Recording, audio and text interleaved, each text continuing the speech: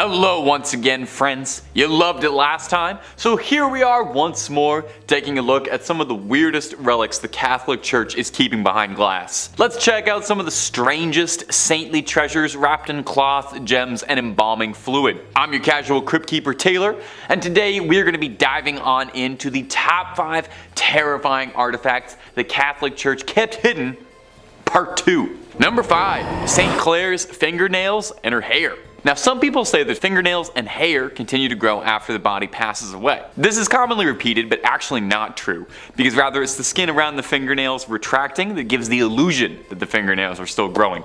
I thought I would just toss in a totally unrelated fun fact you can use at a party. These fingernails aren't growing at all, because they're not attached to anybody, and they're kept in a glass box alongside some of St. Clare's wonderful curls, like the world's worst and possibly stinkiest time capsule. Now, St. Clare was often overshadowed by her more famous mentor, Francis of Assisi, but St. Clare was her own woman, accomplished in her own right. She founded her own order of nuns, the Poor Clares. Inspired by Francis's teachings when she was a teenager, she renounced the world and founded an order based on the ideals of extreme poverty and contemplation. I should probably look into this order because being extremely broke and contemplating being extremely broke is about 99% of what I do. The order spread popularity and houses of Poor Clares were established far away from her home convent in Assisi. Now, it's said that part of what made St. Clare's decision to give up the worldly life so inspiring was that not only was she blessed to be born into a family of great wealth, but oh va va voom, St. Clare was a real stunner. Now, you know, the depictions we have to work with may not look like much, but they called her the first Jenner for her luscious lips and flowing locks. As proof of her devotion, Francis trimmed her beautiful extravagant hair as a physical manifestation of rejecting her former vain existence. As you can see, I'm not quite there yet. I'm still quite happy with my vain, disgusting hair. Now, someone down the line managed to get a hold of St. Clare's hair and fingernails. Maybe they were just sweeping the barber room floor. These treasures, for lack of a better word, were kept and encased in a reliquary at the basilica named in her honor. This also contains a rock crystal flask with her fingernails. Really not sure why anyone felt they needed to keep that. I'm not sure how holy these are, but hey, I'm not a saint or a bishop or a pope or any of that stuff. I'm just a YouTuber and I'm barely that even. But if you want to hear more of me narrating some of these strange and peculiar parts of the big globe we share, Top 5 Scary is the place to be. We got a little something for everyone. So make sure you click on through, like this video, subscribe, and hit that little bell, and we can keep on bringing you screams every single day, twice a day, and then some. But do that at the end of this video, okay? We got way more weird Catholic relics coming up for you. Number 4, papal hearts. You know, they say some people wear their hearts on their sleeves, and some people collect 22 hearts in marble urns inside a beautiful reliquary. We all have our hobbies. We all collect things. Just make sure those hearts are still in their original packaging, otherwise, you know, they're totally worthless. Well, these aren't just regular old hearts. These are the hearts of 22 former popes. Obviously they're former popes if their hearts are, obviously. At the Church of Santi Vincenzo e Anastasio a Trivia. Oof, that's a mouthful, we're not saying that again. You can find the sealed hearts of 22 popes in marble urns for all to appreciate. The popes are listed to the left of the altar, with the oldest coming in all the way from the 15th century with Sixtus V to the fresh and still beating heart of Leo XIII in 1903. Now, this custom of separating a pope's organs from the corpse sounds a bit strange, or a bit Egyptian, like they might mummify them. And then this process was called praecordia, and was done to prevent decay while funeral arrangements were made, and just to test a little bit if they were worried the Pope was going to reanimate. The tradition started up in the 14th century when it was established that when a Pope passed away, they would be mourned for 9 days. 9 days, with suffrage massages being said each day. They borrowed this little schedule from the Byzantines, who observed deaths of their emperors in a very similar manner. Really taken a while off. They took a whole pay period to mourn the loss, and then you dry those tears right up, get back to work. Now, this was all the rage for popes of yesteryear, very trendy, very in fashion. But Pope Pius X in 1914 had a change of heart when he expressly forbade it in his burial and will. He said, "Don't do any of that weird stuff to me." Those were his exact words, if you can believe it. Now, since then, his successors have all agreed and have all done the same. But who's to say? I feel this could be coming back in fashion. Pope Francis, how you feeling? You gotta listen to your heart on this one. Number 2 on our list is the Vatican Bank. Yeah, totally not suspicious at all. Buckle in because there is a lot to unpack here. Formerly known as the Institute for the Works of Religion, the Institute, or the IOR for short, was founded in June 1942 by papal decree of Pope Pius XII. Guess when they presented their first public operations report? Nope, not 1943. Try again, I'll wait. Nope, not even in the 1900s. 2013. Yeah, you heard me correctly. 70 freaking years later, they produced their first annual report. You know, the thing that's supposed to be presented every year so no one does anything shady or illegal. Previous to this, all internal ledgers were destroyed every 10 years in accordance with their policy. So did they exist or not? The IOR's role is to safeguard and administer property intended for works of religion or charity. The bank accepts deposits only from top church officials and entities, and is run by a president but overseen by 5 cardinals who report directly to the Vatican and the Vatican Secretary of State. So they only report to themselves. For reference, all banks that operate in Canada have to report to the Minister of Finance. Former bank president Ettore Tedeschi and the Vatican Bank have been investigated on 2 separate occasions for money laundering. Yeah, nobody saw that coming. In March of 2012, JP Morgan Chase closed a Vatican account in Milan after the IOR was unable to respond to questionable money transfers. In 2010, Italian authorities seized $30 million from a Vatican account at Italy's Credito Artigiano Spa following allegations that the IOR violated anti-money laundering laws. Ettore and the bank were both denied wrongdoing, and no charges were ever filed. The money was released after IOR promised to pass measures to come into full compliance with international standards on money laundering and terrorism financing. Yeah, those measures, as of 2023, still have not been passed. In September of 2019, German Cardinal Reinhard Marx, who was in charge of the Vatican's Economic Council, confirmed that Pope Francis had instructed him to reduce costs in an effort to eliminate a deficit that is estimated to be around 70 million euros. Don't get excited. That's not a concrete number from them, because that would be, too transparent. The exact amount is up for debate because the Vatican has not published a budget since 2015 and has been without an in-house auditor for 2 years. Pardon me while I slowly blink here. The Vatican enjoys a property tax break for all non-commercial properties containing a chapel. So using this loophole between the years 2006 and 2011, the Vatican evaded taxes that amounted to about 4 billion euros. The European Court of Justice ruled this illegal, and the Vatican had to cough up 4 billion euros as post-dated tax. Sure, because every normal organization has that kind of money just lying around. The Vatican did not entirely pay for evading taxes, and it's argued that if you take into account the taxes they evaded dating back to 1992, the total amount's going to be over 13 billion euros. That's right, billion. On the 28th of June in 2013, 3 people were arrested by the Italian police on suspicion of corruption and fraud, having planned to smuggle 20 million in cash from Switzerland into Italy. One of those people arrested was Monsignor Nunzio Scarano, previously senior accountant at APSA, the Vatican's administration of the Patrimony of the Apostolic See. Try saying that 5 times fast. In January of 2014, he was further charged with money laundering through IOR accounts in yet another investigation. I'm seeing a pattern here. Are you? According to a police statement, millions of euros in false donations from offshore companies had moved through his accounts. Already in July of 2013, the IOR had frozen the money in his accounts. In July of 2016, Nunzio was acquitted of allegations of corruption, but was given a 2-year sentence after being convicted of lesser charges of making false allegations. His money laundering trial in his hometown of Salerno is still pending at this time. The other person arrested was a bank person and a former Secret Service agent. In February of 2017, a court in Rome convicted 2 former top Vatican bank officials, Paolo Cipriani and Massimo Tullioff, for omissions in communications involving 3 small transfers. Paolo was a former Vatican bank director, and Massimo was his former deputy. They were, however, acquitted of a more serious money laundering charge, which involved 60 million in transfers, and were sentenced to 4 months and 10 days in prison. They were also forced to return $6,000 each. Oh,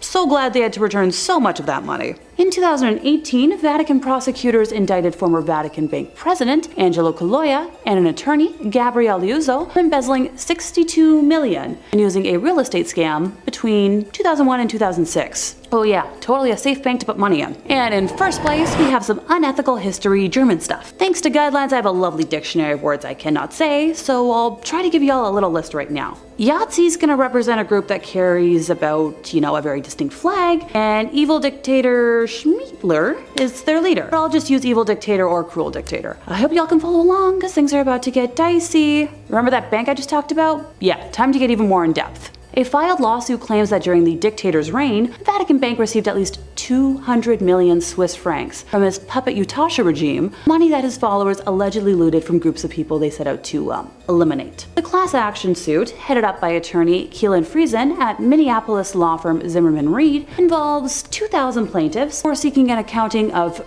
purported funds as well as restitution that can amount to around $200 million.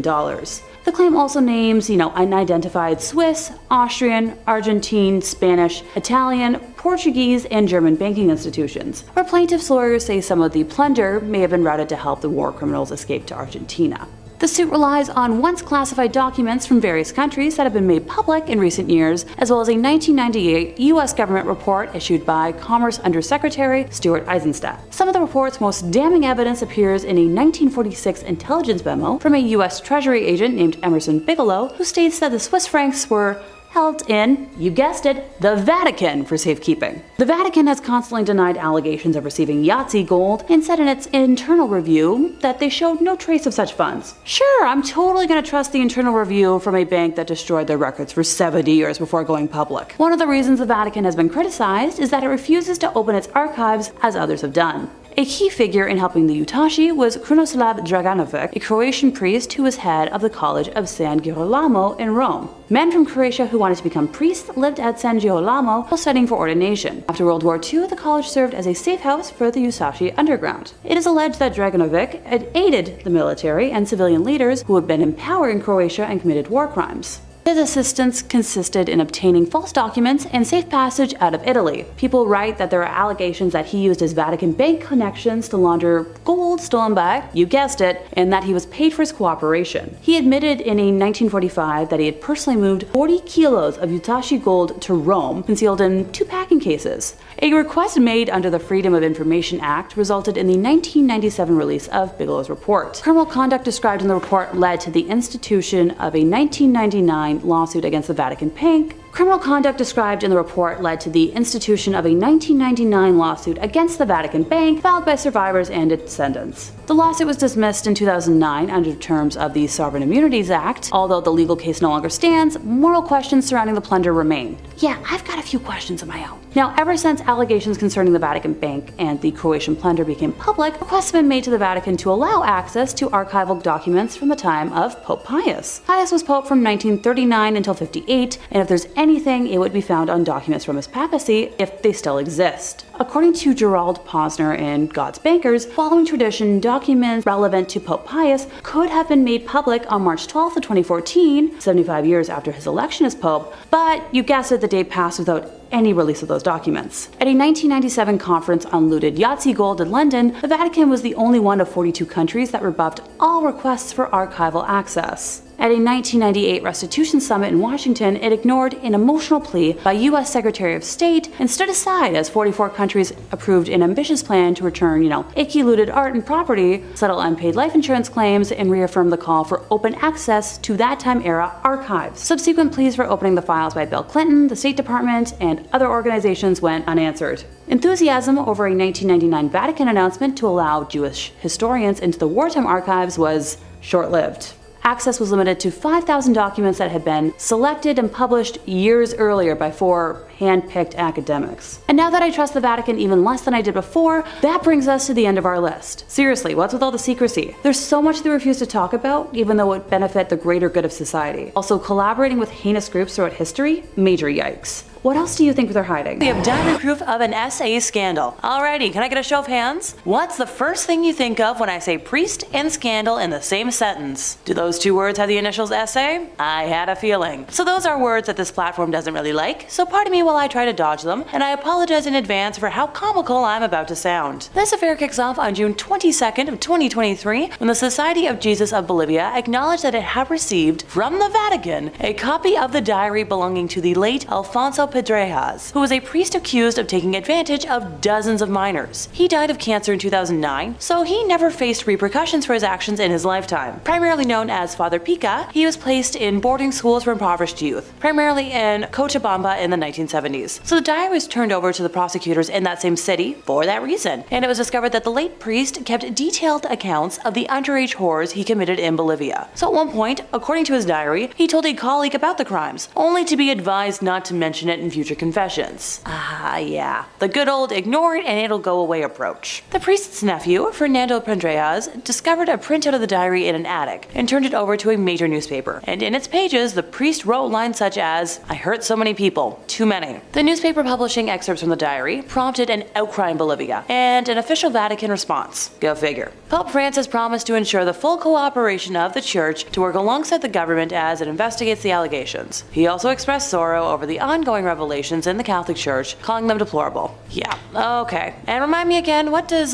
full cooperation mean? Coming from an institution that covers up more than it discloses, pardon me if I take that with a pound of salt. Bolivian President Luis Arce has called on his country to strengthen controls to prevent foreign priests with, a history of sexual crimes from entering the country. Which, it's fine, and obviously I support that, and, great, but it's hard to find that out when the Church is super skilled at covering things like that up. Priest Jordi Bortomeu, a sex crime investigator from the Vatican, arrived in Bolivia back in May to gather information about prevention efforts being undertaken within the Church to stop these kinds of crimes. Well, that sums it up right there for me, folks. The Church has its own sex crime investigator. It's such a problem that they have a specialist.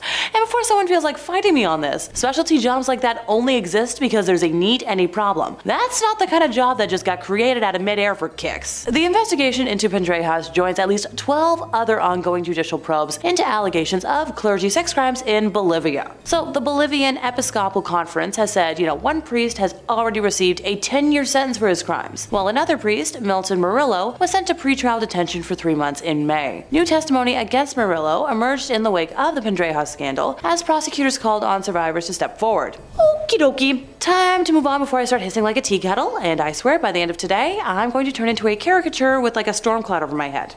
In fourth place, we have a drastic loss of support. So in Germany, people who are formally members of a church pay a so-called church tax that helps to finance it in addition to the regular taxes that the rest of the population have to pay. If they register their departure though with local authorities, they don't have to pay it anymore. Granted, there are some exceptions for like low earners, folks who are jobless, retirees, students, and etc. But I'm pretty sure here in North America, all money given is through donation, and you just, stop going on your own terms if you want, but it's more complicated elsewhere. But also feel free to let me know in the comments if I'm wrong, because I'm not a certain expert on Catholicism. Anywho, more than 500,000 people formally left the Catholic Church in Germany last year, which was significantly higher than the previous record. The German Bishops' Conference said specifically that over 522,000 people left the church last year, which is up from around 350,000 in 2021. In comparison, only 1,447 people joined the Catholic Church, which was around the same as the previous year. The departures left the number of Catholic Church members in Germany at nearly 21 million, which is just under a quarter of the population. Now, the Bishops' Conference didn't detail reasons for departures in this annual release of statistics, but many people have turned their backs on the church in recent years, amid fallout from scandal over bad things done by clergy and others. Wow, I'm shocked. In 2018, a church-commissioned report concluded that at least 3,667 people were harmed by clergy in Germany between 1946 and 2014, with more than half the victims being under 13, and nearly a third of that served as altar boys. Various dioceses tasked law firms or others to put together reports on their own past handling of these cases, which has led to massive tensions in the Cologne Archdiocese, where the Archbishop, Cardinal Rainer Maria Wolkai, drew widespread criticism for his handling of a report he commissioned. His offer of resignation has been pending with the Pope for months. Now, an independent report in the Munich Archdiocese, where the late Pope Benedict served as Archbishop from 1997 to 1982, last year faulted the handling of cases by a string of church officials past and present, including the then Cardinal Joseph Ratzinger himself. The head of the Central Committee of German Catholics, an influential organization, said she was sad but not surprised at the number of departures last year, and has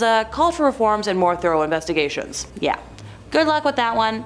I ain't holding my breath. In third place, we have the director of The Exorcist. Now, unlike the last two mentions, this footage is missing and locked up, never to be seen. The director of The Exorcist has mentioned in interviews that he was allowed to film a real exorcism at the Vatican, of all places. William Friedkin said he was taken aback at how close the ceremony was to the exorcism depicted in his 1973 film. He said that he doesn't think he will ever be the same after seeing this astonishing thing. Now, he says he intended to shoot The Exorcist as a horror film, but the more he learned it, the more it became a supernatural tale instead. So while the book this was all based on a 1949 case of an American teenager called Roland, Friedkin said the Catholic Archdiocese of Washington, D.C. asked him to change the gender so as to, not draw attention to the young man. But in reality, the director said that it was a young man of 14 and not a gal who was allegedly possessed. Now, the Vatican did not immediately respond to a request for comment. And still has not as of this day. The church asking someone to hide something and then not commenting on it. I'd say I'm shocked, but I made a promise to myself to never lie on here, and I'm not about to start doing that today. Friedkin said he believed the boy was genuinely possessed, convinced that there was no other explanation. He read the diaries of not only the priest involved in the exorcism,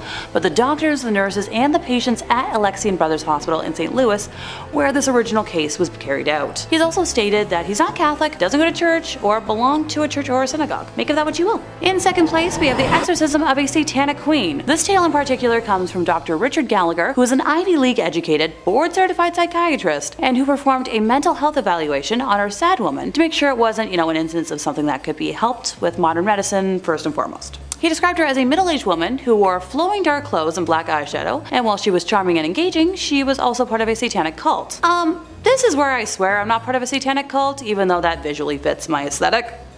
She called herself the queen of the cult, but Gallagher would refer to her as Julia, the pseudonym he gave her. The woman had approached her local priest and was convinced she was being attacked by a demon. The priest referred her to an exorcist who reached out to Gallagher for, a mental health evaluation. It was one of the first cases he took, and apparently it changed him. So he helped assemble an exorcism team that met Julia in the chapel of a house. He was adamant that objects would fly off shelves around her, and she somehow knew personal details about him, such as how his mother had died of ovarian cancer, and that the two cats in his house went berserk fighting each other the night before one of her sessions. She even found a way to reach him even when she wasn't with him. One night he was talking on the phone with Julia's priest when he says both men heard one of the demonic voices that came from Julia during her trances, even though she was nowhere near a phone and thousands of miles away. He and a team of exorcists paid her many visits, but eventually she called a halt to the sessions. She was too ambivalent and relished some of the abilities she displayed during her trances. About a year after she dropped out, Gallagher says that he heard Julia's voice on the phone again. This time though, she had called to tell him that she was passing of cancer, and he offered to try and help her with, a team of priests while she was still physically able, but her response was vague, and sadly she passed before he was able to help further. Now, while Gallagher has taped all footage of his work, he's been forbidden by the church to release any of it. Ergo,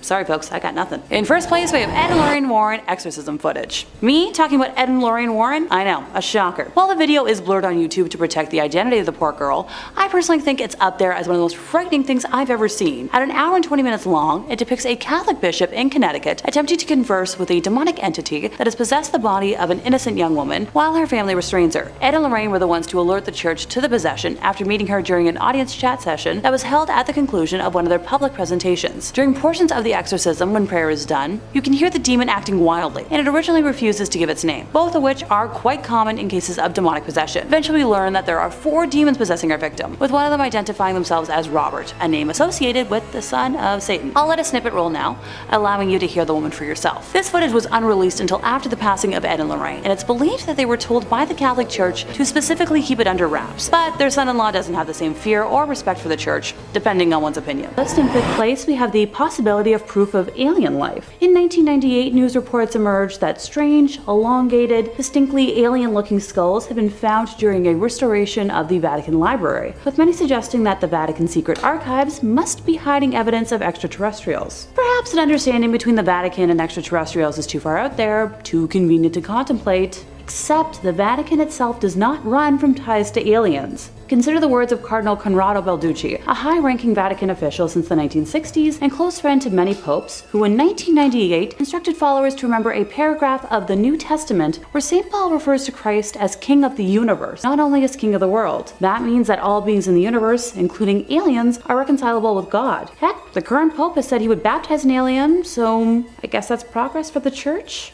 You tell me. In 4th place, we have Conscience Court. Yep, the Vatican has a secret court for sins based on conscience. Not proof, not evidence, but absolution from conscience. Bishops who handle such hearings are the Apostolic Penitentiary, also known as the Tribunal of Conscience. Created by Pope Alexander in 1179, it was a secret to the public until 2009. Wow, a secret they kept from the general public? Consider me less than surprised. The sins judged in this court vary from spitting out the desecration of a communion wafer to priests breaking their vows of celibacy. Spitting out communion's a sin? News to me. I can think of a lot of icky priests that should go to real court for how they broke their vows, not a court where they're simply forgiven. Sinners who seek absolution have to write a petition to the Holy See. They use pseudonyms to protect their identities and submit the petition to the tribunal. The tribunal considers the matter, but the decision-making lies with the major penitentiary, and if he is uncertain, then he submits the matter to the Pope.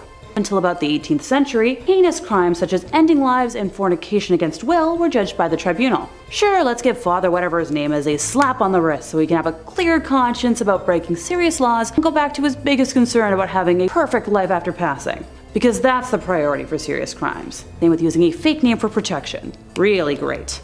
In third place, time to talk about exorcisms. While I'm sure someone out there is chuckling, exorcisms are nothing to be taken lightly. They're a religious or a spiritual practice of evicting demons, jinns, or other malevolent spiritual entities from a person or an area that is believed to be possessed. It varies a bit from religion to religion, so bear with me while I specify how it works in the Catholic Church. In Catholicism, exorcisms are performed in the name of Jesus Christ. There's a distinction between major exorcisms and minor exorcisms. Minor exorcisms are included in some blessings in which priests create sacramentals such as blessed salt. A related practice is deliverance ministry. Now, the distinction between deliverance ministry and exorcism is that exorcism is conducted by priests who are given special permission from the Catholic Church, while deliverance ministry is prayer for people who are distressed and wish to heal emotional wounds, including those purposefully caused by evil spirits. The Catholic rite for a formal exorcism, called a major exorcism, is given in section 11 of Ritual Romanum. The ritual lists guidelines for conducting an exorcism and for determining when a formal exorcism is required. Priests are instructed to carefully determine that the nature of the condition is not actually a psychological or physical illness before proceeding. Sure, I'd love to see their criteria. In Catholic practice, the person performing the exorcism, known as an exorcist, must be an ordained priest. The exorcist recites prayers according to the rubrics of the rite and makes use of religious materials such as icons, sacramentals, and holy relics. The exorcist revokes God, specifically the name of Jesus Christ, as well as saints of the Church Triumphant and the Archangel Michael, to intervene with the exorcism. According to Catholic understanding, several weekly exorcisms over many years are sometimes required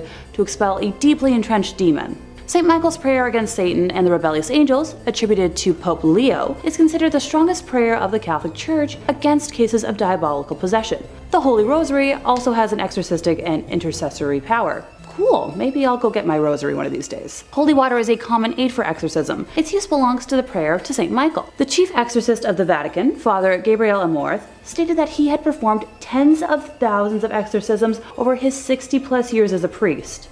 Oh my gosh. Additionally, popes have performed exorcisms. Father Amorth states that in 2009, Pope Benedict slammed Satan out of 2 guys, and in 2000, Pope John Paul II attempted to exorcise a woman, but failed to do so. Father Amorth later witnessed the possessed woman crawling up the walls like a spider. Interesting. In Roman Catholicism, exorcism is a sacramental but not a sacrament, unlike baptism, confession, First Communion. Unlike a sacrament, exorcism's integrity and efficiency do not depend on the rigid use of an unchanging formula or the ordered sequence of prescribed actions. Its efficiency depends on 2 elements: authorization from valid and illicit church authorities, and the faith of the exorcist. Ever since the rise of the popularity of exorcisms in the movie of, similar name, the church has tried hiding that they still practice them, but we know better. Number 3, the Holy Souls of Purgatory. Purgatory, in Catholic belief, is kind of like a giant waiting room while the upper management figures out just where exactly they're going to find a good spot that's best for you.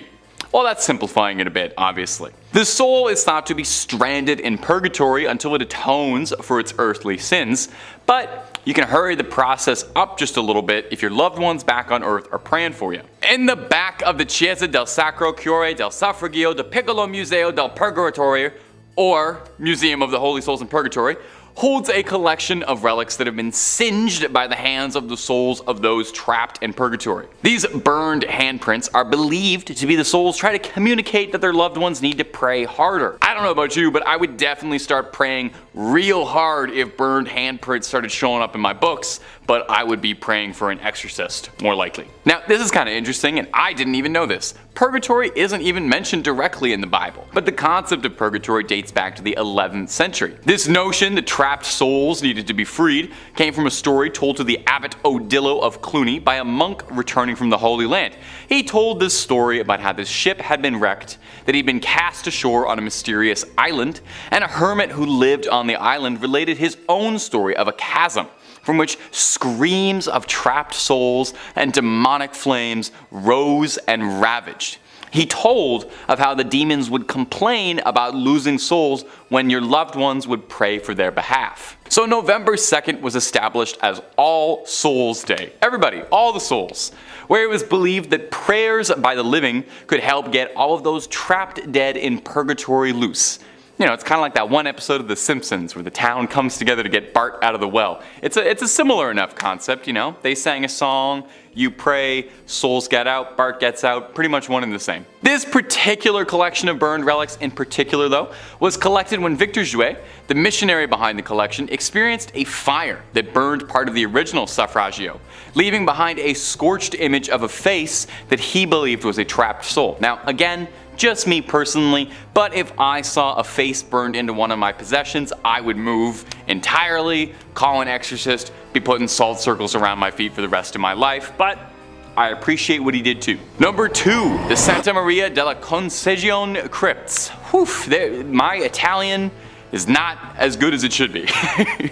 Inside the Santa Maria della Concezione Crypts, as many as 4,000 friars lie here. Well, lie is probably the wrong word, as they hang here is probably a more accurate description, as these 4,000 bodies are hanging from the rafters, decorating the space of every inch of the church. Now, it might seem a bit grim or beautiful, depending on your twisted point of view. We're a scary channel, I ain't gonna judge you. There's a certain chic to it.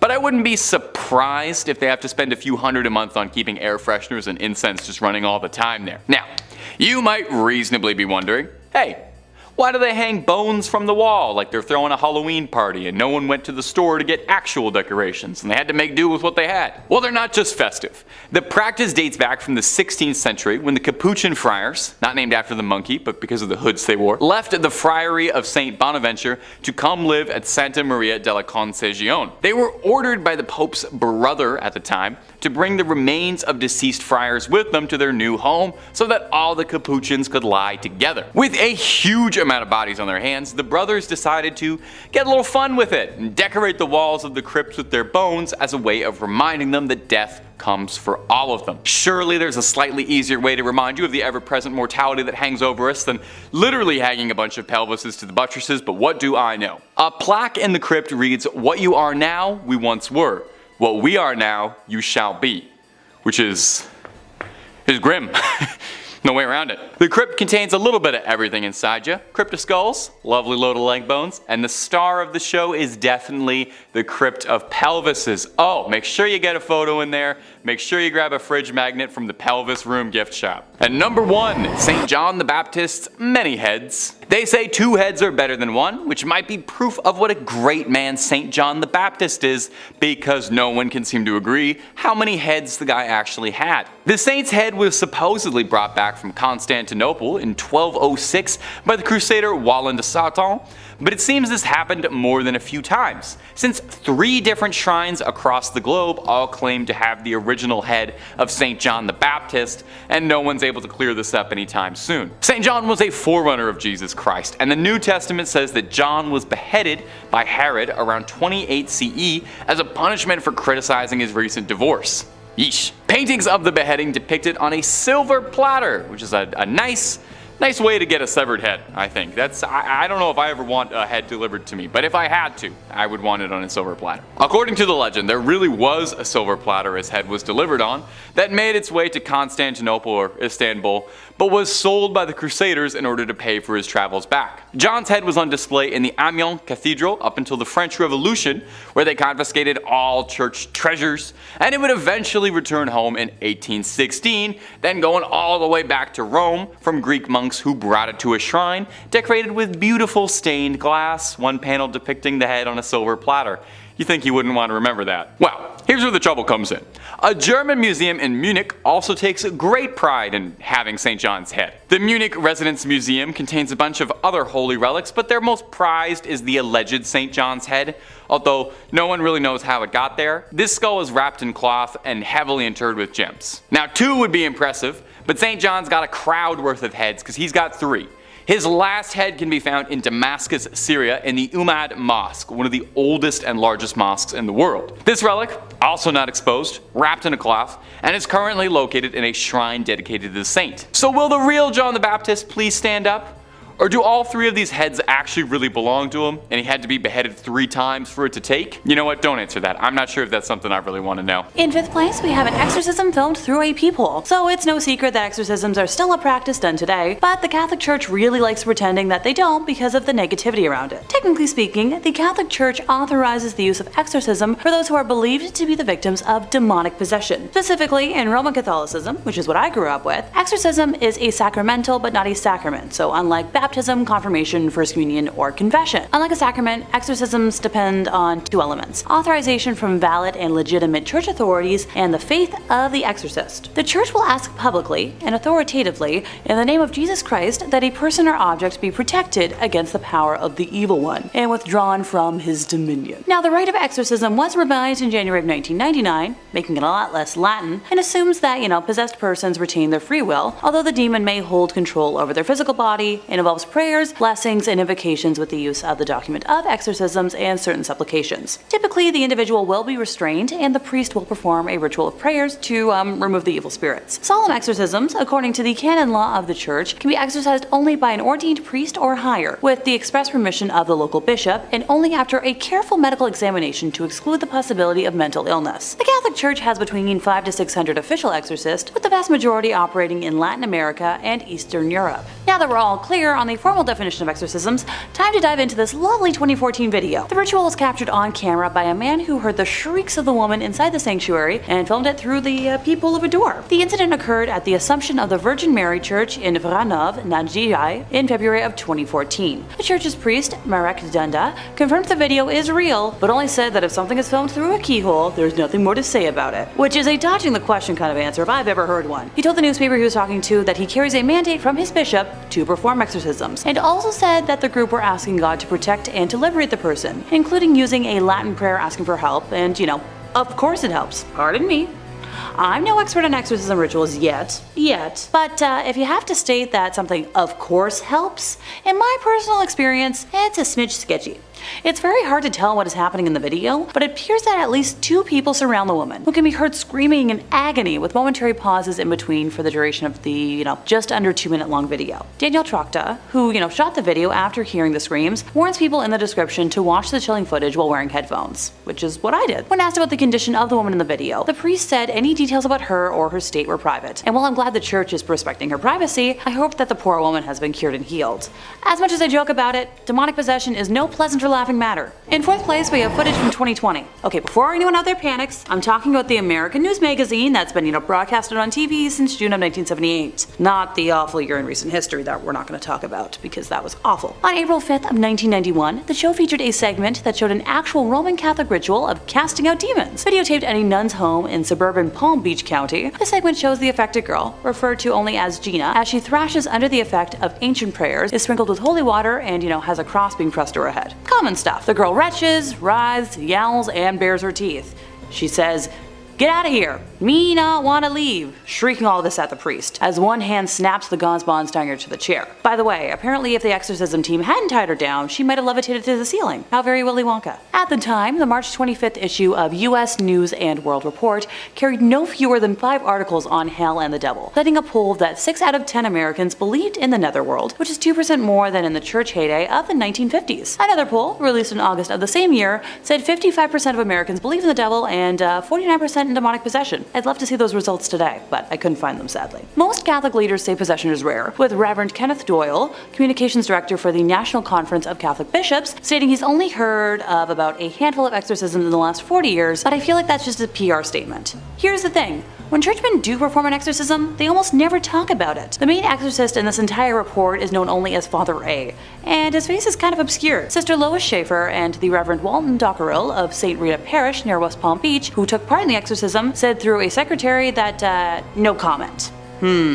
Palm Beach Bishop J. Keith Simons, who permitted the taping, issued only a 4-paragraph statement, saying that the devil really exists, he is powerful and actively at work in the world today, as through the centuries, which echoes what Cardinal John O'Connor of New York said. Now, it was O'Connor's remark that there can be no question about the reality of the devil that initially drew the interest of 2020, especially after the church got about 75 requests from around the country to investigate possible cases of possession. That job fell to the Reverend James Labar, a specialist in the occult, who looked into some of the initial initial claims and decided that Gina in South Florida was genuinely being tormented by demons. According to the report, she experienced psychotic episodes, plus visions of demons and dead persons. Oh, I don't wish that on anybody. Her mother says she tried visits to a spiritist and to various hospitals, and in the footage, the priests say the girl is controlled by 10 evil spirits. They meet her violent reactions by following the prayers and the gestures of the rite. The ordeal took about 6 hours, and this isn't really uncommon for exorcism lengths. Before the procedure even took place, Father A mentioned how it's a terrifying experience at times, and that he,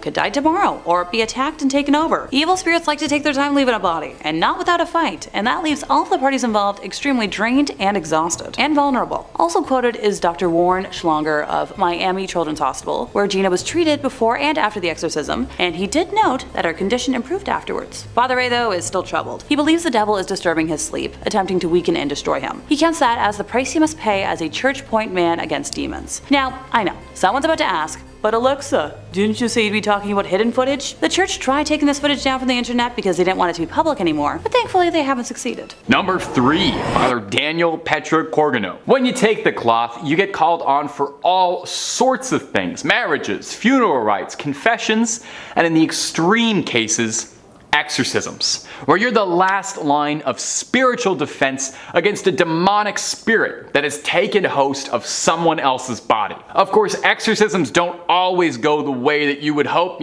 Sometimes a little pea soup gets fired across the room. Sometimes the person you're exorcising accidentally dies from your neglect. Anything can happen, really. Father Daniel Petrocorgano believed that a member of his flock, a nun in the convent, one Sister Marcia Corici, became the unwilling host to a demon that had moved in and paid first and last for rent inside her soul. Now, she was experiencing classical symptoms of schizophrenia, but Corgano believed it to be demonic possession. Sister Corici was bound at her ankles and wrists and given holy water to drink, which she threw up. I don't really blame her. I bet it probably tastes weird. Rather brutally, after this, Sister Corici was bound to a cross and was gagged with a wet cloth soaked in holy water, which we already know she doesn't like the taste of. From here, she was cruelly subjected to a round-the-clock exorcising over the course of 3 days. I cannot even imagine how mentally and physically taxing that was. Now, she wasn't fed during this time, nor were any of her medical needs tended to. And I don't know how much you know about medical stuff or the human body, but you need food to live. Sister Corici would unsurprisingly pass away from complications suffered during the exorcism, leaving this earth a free soul, if for nothing else. Now, Father Corgano would undergo investigation for his involvement in Cornici's death. He insisted that he was simply following God's plan and that he was trying to cure her the way God intended, and her death was an unfortunate accident and not his intention. Well, sure, you didn't kill her, but you did tie her to a cross and not feed her for 3 days, so you definitely helped. I don't know how to tell you. In the end, though, Sister Cornici's death was officially ruled to be caused by an overdose of adrenaline injections when she was taken into the hospital. Okay, well that clears it up then.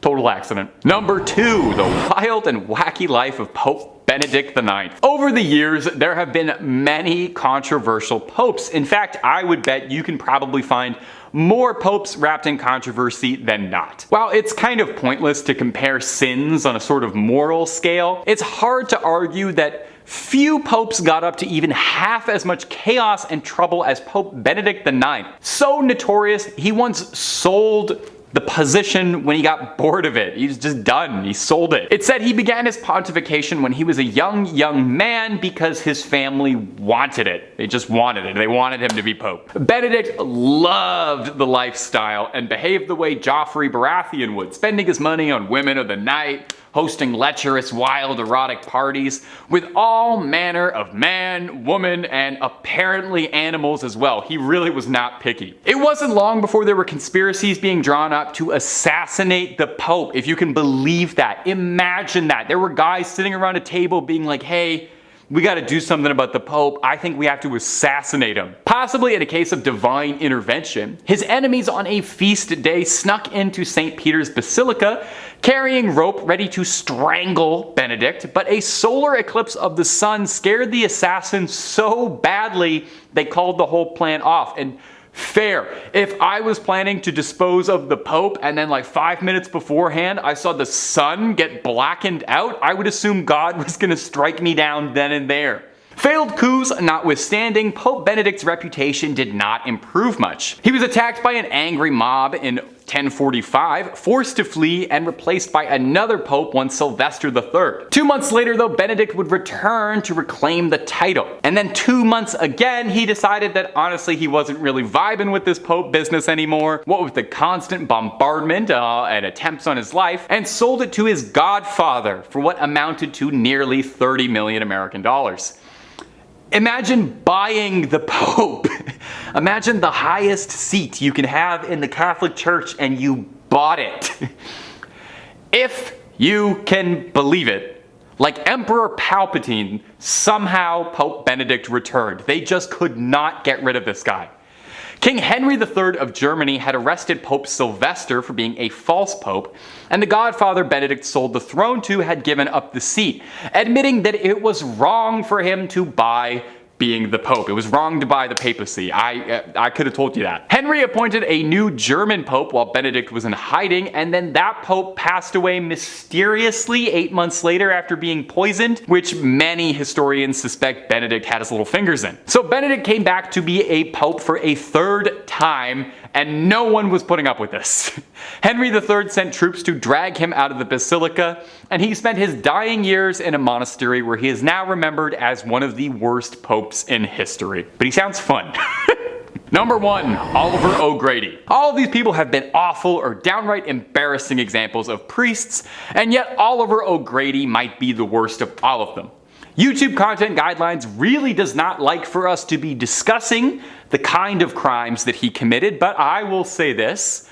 If I say a Catholic priest committed a crime, it's the first one that you're imagining right now. It's that one. And if you don't know what I'm talking about, you might not be old enough to watch these videos. O'Grady began his career in the early 70s and committed innumerable immoral, irredeemable acts on the most vulnerable members of his flock. By 1993, he was convicted and sentenced to a 14-year prison sentence and a $7 million settlement to the victims whose families and lives he'd ruined. However, and if you don't want your day ruined, pause this video, open up another tab, go watch a video of some kittens playing or anything. Nothing good is about to happen here. He only served half that sentence. He served 7 years and was then paroled and deported in Ireland. In 2005, a video deposition had O'Grady confessing to having had 25 victims. In 2006, a documentary made about Oliver O'Grady called Deliver Us from Evil focused on his crimes, but more importantly, how the Catholic Church pulled a nice big white rug over the horrific crimes he committed to protect their clergy. The documentary outlines how O'Grady preyed on his victims, how he committed his crimes, and how the church was very well aware of everything he was doing and swept it under the rug. In 2019, O'Grady was arrested again. Oh, I can't believe it. He seemed like such a good guy. This time for owning deeply illegal lewd content. O'Grady would find himself in jail again in 2020, sentenced to 22 months, which seems kind of like a slap on the wrist given the history, but what do I know? Generally, I think if they make documentaries about the crimes that you've committed, that should impact the sentence slightly. But again, I'm not a lawyer.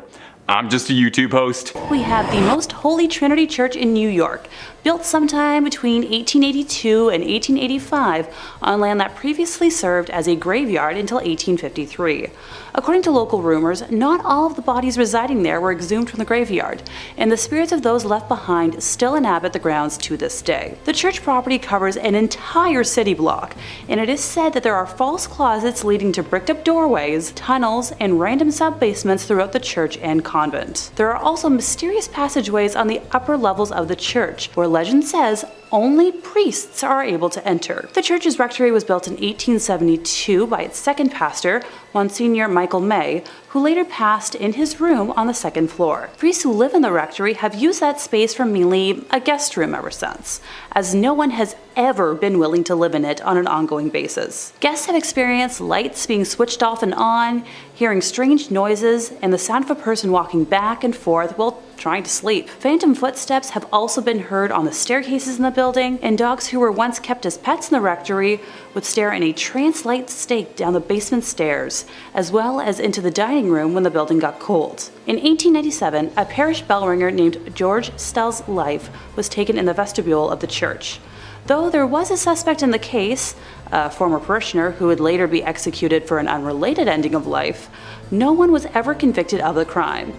The red fluids of Mr. Stells, as well as the red handprint of the killer, is believed to still be on the wall in a stairway leading to the bell tower. George's ghost still roams the church and is believed to be the reason why the bells will ring suddenly, vowing not to leave until his death has been solved. Moving on to our fourth place position, we have the Aquia Church of Stafford, Virginia. While the congregation was established in 1711, the physical parish wasn't built until 1751.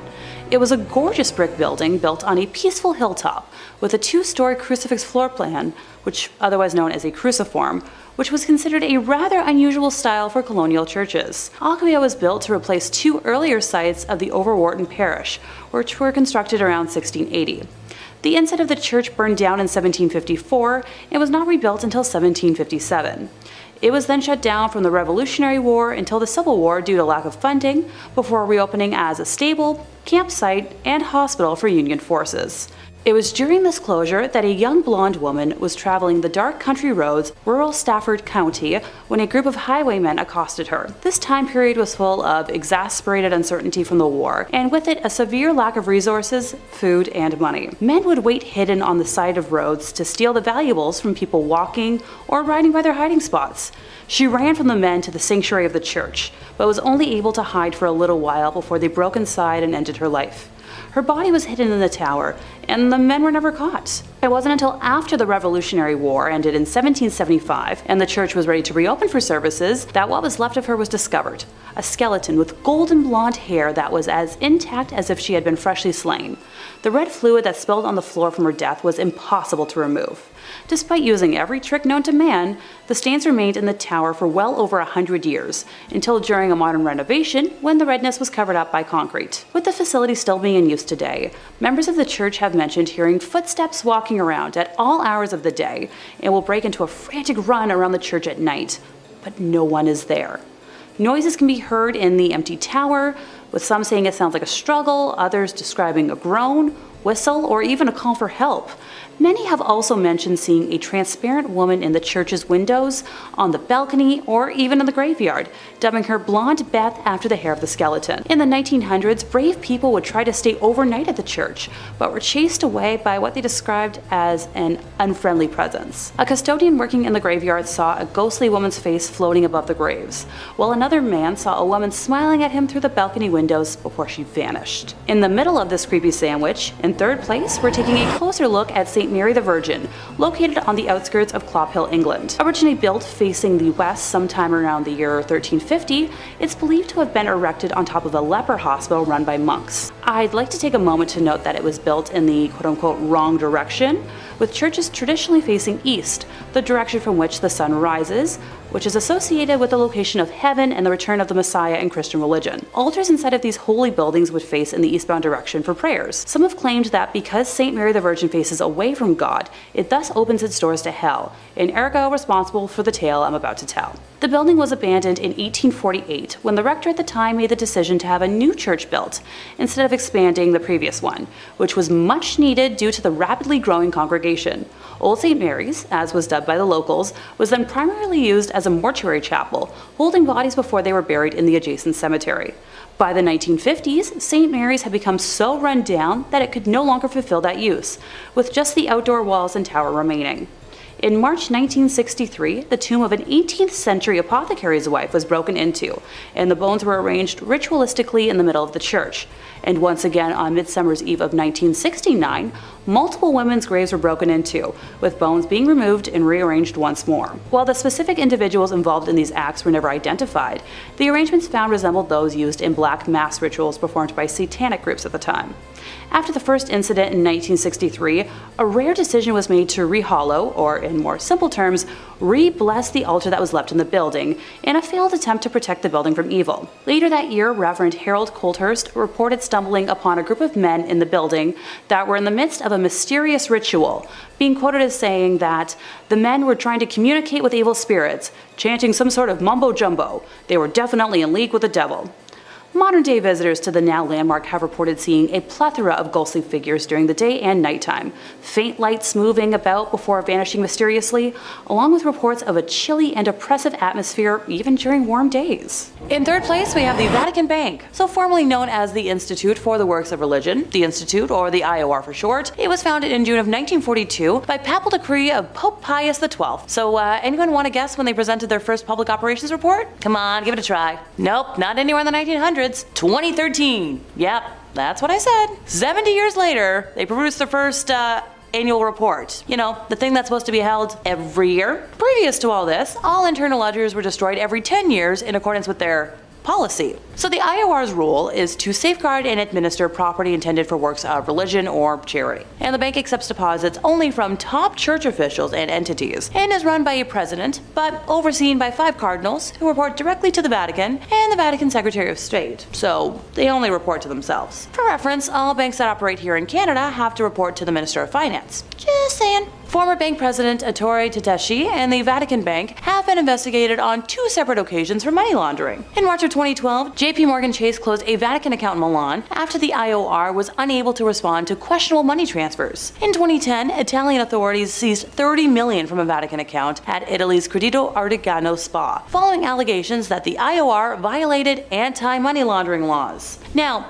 everybody denied wrongdoing, and no charges were ever filed. The money was released after the IOR promised to pass measures to come into full compliance with international standards on money laundering and terrorism financing. In September 2019, German Cardinal Reinhard Marx, who was in charge of the Vatican's Economic Council, confirmed that Pope Francis had instructed him to reduce costs in an effort to eliminate a deficit that is estimated to be around 70 million euros. Don't get excited though, that's not a concrete number from them because, that would be way too transparent. The exact amount is up for debate because the Vatican had not published a budget since 2015 and has been without an in-house auditor for 2 years or more. And pardon me while I'm gonna blink real slowly here. The Vatican enjoys a property tax break for all non-commercial properties containing a chapel. So using this loophole, between the years 2006 to 2011, the Vatican evaded taxes that amounted to 4 billion euros. The European Court of Justice ruled this illegal, and the Vatican had to cough up those euros as tax, because, every kind of organization has that money lying around. And no, the Vatican did not entirely pay for evading taxes. It is argued that if you take into account the taxes that they evaded dating back to, let's say 1982, they would owe over 13 billion euros. Yeah, I'm moving on before my eye twitch gets worse. In second place, we have the chronovisor. No, this isn't some weird, hat or goggles. Italian Benedictine monk Pellegrino Ernetti claimed to have used a time viewer which could film the past without sound, and used it to obtain a photograph of the crucifixion of Jesus and view scenes from ancient Rome, including a performance of a very lost play. Now, this was mostly scrubbed away in history until like 2002, when author Father Francois Brune swore in his book, Le Nouveau Mystère du Vatican, that the chronovisor not only exists, but he learned about it in the early 1960s. A day after he met scientist priest Father Pellegrino for the first time, the two were sailing along the Grand Canal of Venice, discussing biblical interpretations, when the father explained that theories and interpretations were unnecessary when one could see the truth for himself. So he explained to our lovely author how the chronovisor functioned, allowing the viewer to both see and hear events of the past and future. And hey,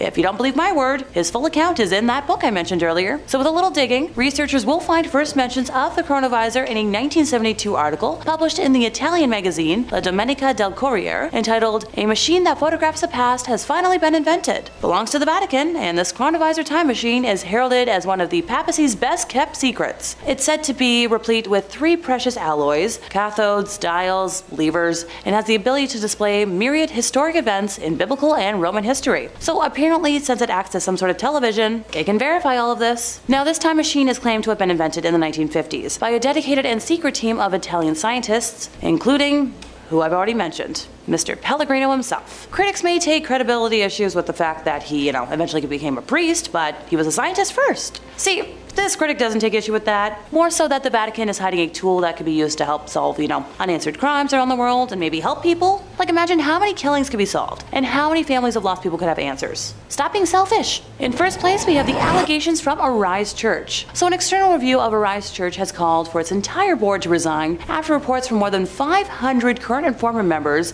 that include allegations of cult-like behavior, racism, SA, and conversion therapy came to light. So that report, compiled by a group called Pathfinding, which is, a consultancy firm for charitable organizations, was leaked to journalist David Ferrier, who revealed pretty damning allegations. The report was filled with experiences of, like I said, so many people involved with the church, which received nearly $15 million in donations the year before it was released. A 34-page summary of the investigation concluded it was undeniable that there had been significant hurts caused to people involved with Arise and egregious and systemic failures in governance over many years. And called for the board members to get the heck out. Arise Church senior pastor John Cameron did resign from his role following all these allegations, and Brent Cameron, pastor and brother of John, also resigned from his position around the same time. In a statement on its website, Arise said it was committed to safely share the stories of those who had participated and the report had been illegally obtained. Sure, whatever you say. The Pathfinding report recommended a full independent review of the church's finances, including, how donations tagged for certain purposes are used in reality, and a review of policies around expenditure limits for senior leadership.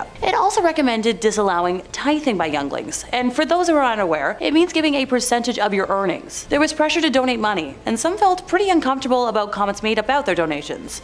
And oh no, I wish I could swear right now. Underage people should not have to give a percentage of their earnings to anything if they're working. In total, 545 people completed submissions for the review, including folks from every campus across the country, past and present ministry school students, current and former members, staff, and past board members. They revealed harmful practices that had continued up until present day, and a very significant number of people had experiences that caused pain and hurt. A review found racist remarks were said from those preaching on the stage, with some staff being told to focus on white kids. When troubling behavior was experienced by members, they felt unable to speak up due to the pressure to say yes and please senior leaders amid an honor culture that had a strong focus on leadership rather than Jesus. This culture created favoritism among members, and leaders sometimes used derogatory nicknames over a period of months for some individuals. So the reviewers heard from people who were pressured to continue working despite illness or serious injuries, including broken bones and concussions, and the dangers people faced driving through the night on no sleep to meet expectations, and operating heavy machinery after 17 hours of duty. Reviewers heard reports of people at the church who were part of the LGBTQI+ community being subjected to conversion therapy and denied opportunities to serve because of their sin. And when I tell y'all I almost burst into tears when I first read that, as an openly bisexual woman, in today's day and age, I just want to scream whenever someone claims sexuality other than heteronormativity is an abomination or a choice that can be changed. People are born this way, and that's their lives. Let them be. It's not going to hurt your existence. Arise Church has reported a loss of almost $2.8 million, and after all of the above came out last year, I couldn't be happier. The average number of people at physical Sunday services fell from 4,000 people to under 3,000, and virtual services were attended by an average of 700 people, down from over 1,000. Numbers also fell across the church's programs for children, which went down 28%, and young people, which was down 62%.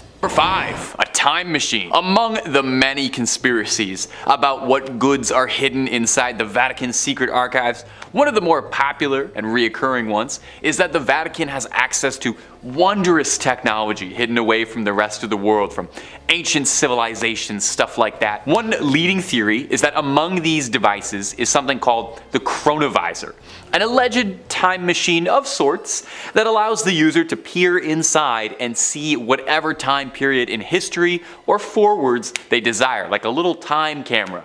Doctor Who would love it. One Italian monk, one Pellegrino Ernetti, claimed that he developed the chronovisor at some point during the 1950s with a team of 12 esteemed scientists who all wished to remain anonymous in the process. I would put my name on that if I invented time travel, personally. I'd want people to know. The chronovisor is described as consisting of antennas and an unknown metal that's really good at looking through time, a little knob for tuning to a particular time and place, and a screen and recording device. Ernetti described that he and his team used this machine to view speeches by Mussolini and Napoleon, scenes from ancient Rome, and the crucifixion of Jesus Christ, which they allegedly tried to take a photo of. Now obviously no one's seen the chronovisor. If such a device was to exist, it would naturally be pretty secretive. An Italian magazine in the 1970s claims that they found that image of Christ's crucifixion, the photo that was taken through time, only to discover that it was actually just a postcard. So this one's a bit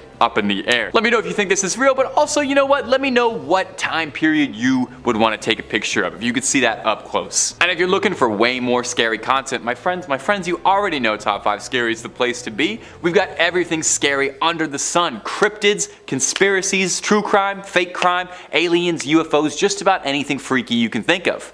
So click on through, subscribe, stay scared, and don't miss a single thing. But keep watching this video too, okay? We worked hard on it. Number 4, the 3 secrets of Fatima. Over 100 years ago, 3 young people in Portugal from the town of Fatima claimed that they were visited by the Virgin Mary herself in a vision, and the Madonna shared with them wondrous prophecies and visions onto them. These visions, allegedly, were the Second World War, the rise and fall of communism, and the death of a pope. And these were referred to as the 3 secrets of Fatima. Very cool prophecy stuff. Now, story goes that the Madonna would visit these 3 shepherds every 6 months on the 13th day of each month on the dot. She was very punctual. Influenza would end up claiming the lives of 2 of these prophets, leaving only one to share messages with the world, and then only briefly too. Conspiracies and conspiracists state that the things the Virgin Mary told the shepherds weren't quite reported on accurately, and in truth, the church knows the real secrets that were bestowed upon the Fatimans, and that these were way too dangerous to be let out and had to be suppressed and controlled for fear of civil unrest, possibly pertaining to things that could damage the church's good reputation or change the nature of society as a whole. Maybe the answer as to whether or not that dress was white and black or gold and blue the whole time. An alternate conspiracy is that there were more secrets that the church knows about but refuses to share. Maybe 4 secrets of Fatima. That makes sense. They're called the secrets of Fatima, not the tell everybody's of Fatima. You want my theory? My conspiracy? Virgin Mary told those shepherds of Fatima the recipe for KFC and Coke, and the Vatican realized quickly that information is just too sensitive. That's got to stay under wraps. Number 3, proof of aliens. Well, we already talked a little bit about some of the incredible technology that could be inside this archive.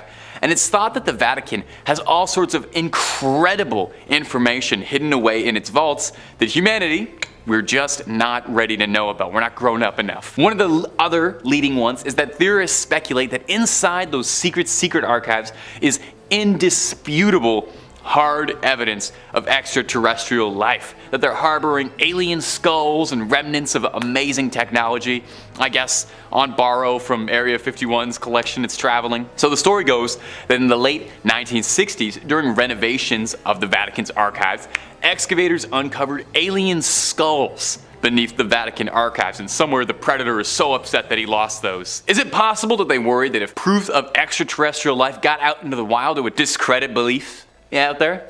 It wouldn't be the first time. Galileo was famously locked up for his wild beliefs about the celestial bodies that would turn out to be fairly true. So would aliens be any different? Really a different story? A Russian engineer named Genrikh Markovich Ludwig was an esteemed scholar who in the 1920s was invited to the secret archives to study. A very prestigious position offered to less than 1,000 scholars a year. According to him, while there, he uncovered documentations that discussed the influence of aliens on civilizations like the Egyptians, the Mayans, the Mesopotamians. Ludwig found records of use of atomic weaponry predating the Manhattan Project, suggesting that this hyper-advanced technology had been in use for years, and humanity's leaps and progress were all reverse engineered from our visitors. Maybe the pyramids really were aliens. Would certainly be something if that ever came out. I hope in our lifetime, I hope we get to see some aliens, and I hope we get to see an alien elected pope someday. Personally. In second place, we're visiting l'Abbaye de Mortimer, or Mortimer Abbey. It was originally built in 1134 on land gifted by King Henry I. The stagnant water of the drainage lake, which was dug out by the monks to dry up the marshy land, was called Mortimer, or the Dead Pond, giving the monastery its name. Totally not ominous or anything. The monks constructed what was then one of the largest monasteries in the world on said land. The legend says that after the passing of his only son, King Henry wanted to reform his daughter Matilda and had her locked in a room in the abbey for 5 years. The anger and hate she felt from being sent away and isolated stained and seeped into the walls of the monastery, cursing it for eternity. After her eventual release, she went on to live until 1167, when it said her spirit returned to Mortimer Abbey to haunt the area as the White Lady. She is said to appear on nights close to a full moon, moaning as she drifts through the now ruins of the monastery. Those that have seen her report that she alternates between wearing black and white gloves. If she appears to you with white gloves on, you're destined for good luck. But if she appears with black, you'll be expected to pass within a year. Alas, Matilda is not the only spirit one must worry about if visiting the abbey. When the monastery was at its peak in the 1500s, a frail and suffering woman was brought to the monks with an illness it was believed that only they could aid. It was revealed that she was possessed by the spirit of a wolf and cursed to become a werewolf for several nights. The monks chained her to a room and conducted multiple exorcisms in an attempt to eradicate the spirit. The monks were able to exorcise the evil wolf spirit or demonic force out of the woman, but it then attached itself to the grounds and walls of the monastery. Several hundred years later, in 1884, a man named Roger Saboureau was hunting in the woods nearby when he was attacked by a large werewolf. He shot it multiple times, killing the creature, but when he returned home at dawn, he found the body of his wife bearing wounds matching those he had given the wolf. People say the spirit of Roger's wife and his own heartbroken spirit still wander the area when the moon is full. The abbey was exorcised by the church in 1921, but still remains haunted to this day. And coming in first place, we have the Abbey of the Black Hag, locally known as Monastergaligduff. Please don't curse me for my pronunciation. St. Catherine's Abbey, or simply as Old Abbey. It's located roughly 2 miles east of the village of Shanagolden, in the townland of Old Abbey. Gee, can you tell where it got its name? One of the earliest recorded nunneries in Ireland, with its first official record being around 1298, it was built on land donated by John Fitzthomas, and has the typical layout for abbeys of its time, with a dining hall, cells, isolated meditation areas, and other rooms still able to be identified amongst the ruins today. During the 15th century, there was a major battle for supremacy in the area between the Earl Fitzgerald and the prestigious Butler family, of which the Earldom of Ormond belonged. It got to such an extent that the local bishop was known to pray for peace between the families at masses. During one of the nightly attacks, Earl Fitzgerald attempted to get his wife to safety, but as he was pulling her onto his horse, an arrow pierced her thigh, shattering the bone and spraying red bodily fluids. As he rode on, the Countess appeared to have succumbed to her injury, leading the Earl to seek sanctuary at St. Catherine's. The heartbroken man was certain his wife had passed, so he swiftly buried her beneath the altar and continued elsewhere to find safety. As the night went on, the nuns and residents began to hear hair-raising screams and made the decision to rebury the Countess in hopes of bringing her peace. When they dug up the body, they discovered her fingers were broken and her nails had been torn off. The poor woman had been buried alive, with a very slow and torturous end of her life. To this day, it is believed that the Countess has been unable to find peace and continues to scream in anguish, waiting for her husband to save her from a fate truly worse than death. Moving slightly ahead in time, we come to the Black Nun herself. Described as one in the order that wasn't content with being humble, helping others over herself, and the servitude to God, she instead craved power. The hag had her own cell, where she worshipped Satan and performed black magic, becoming a slave to the occult. This was the highest form of blasphemy in the church, and the other nuns in the order fled the abbey, while the hag remained in her now house of darkness. To complete her rituals, the black nun would venture into the local community and perform depraved, lewd acts and offer sacrifices, with bones of young community members later discovered on the grounds.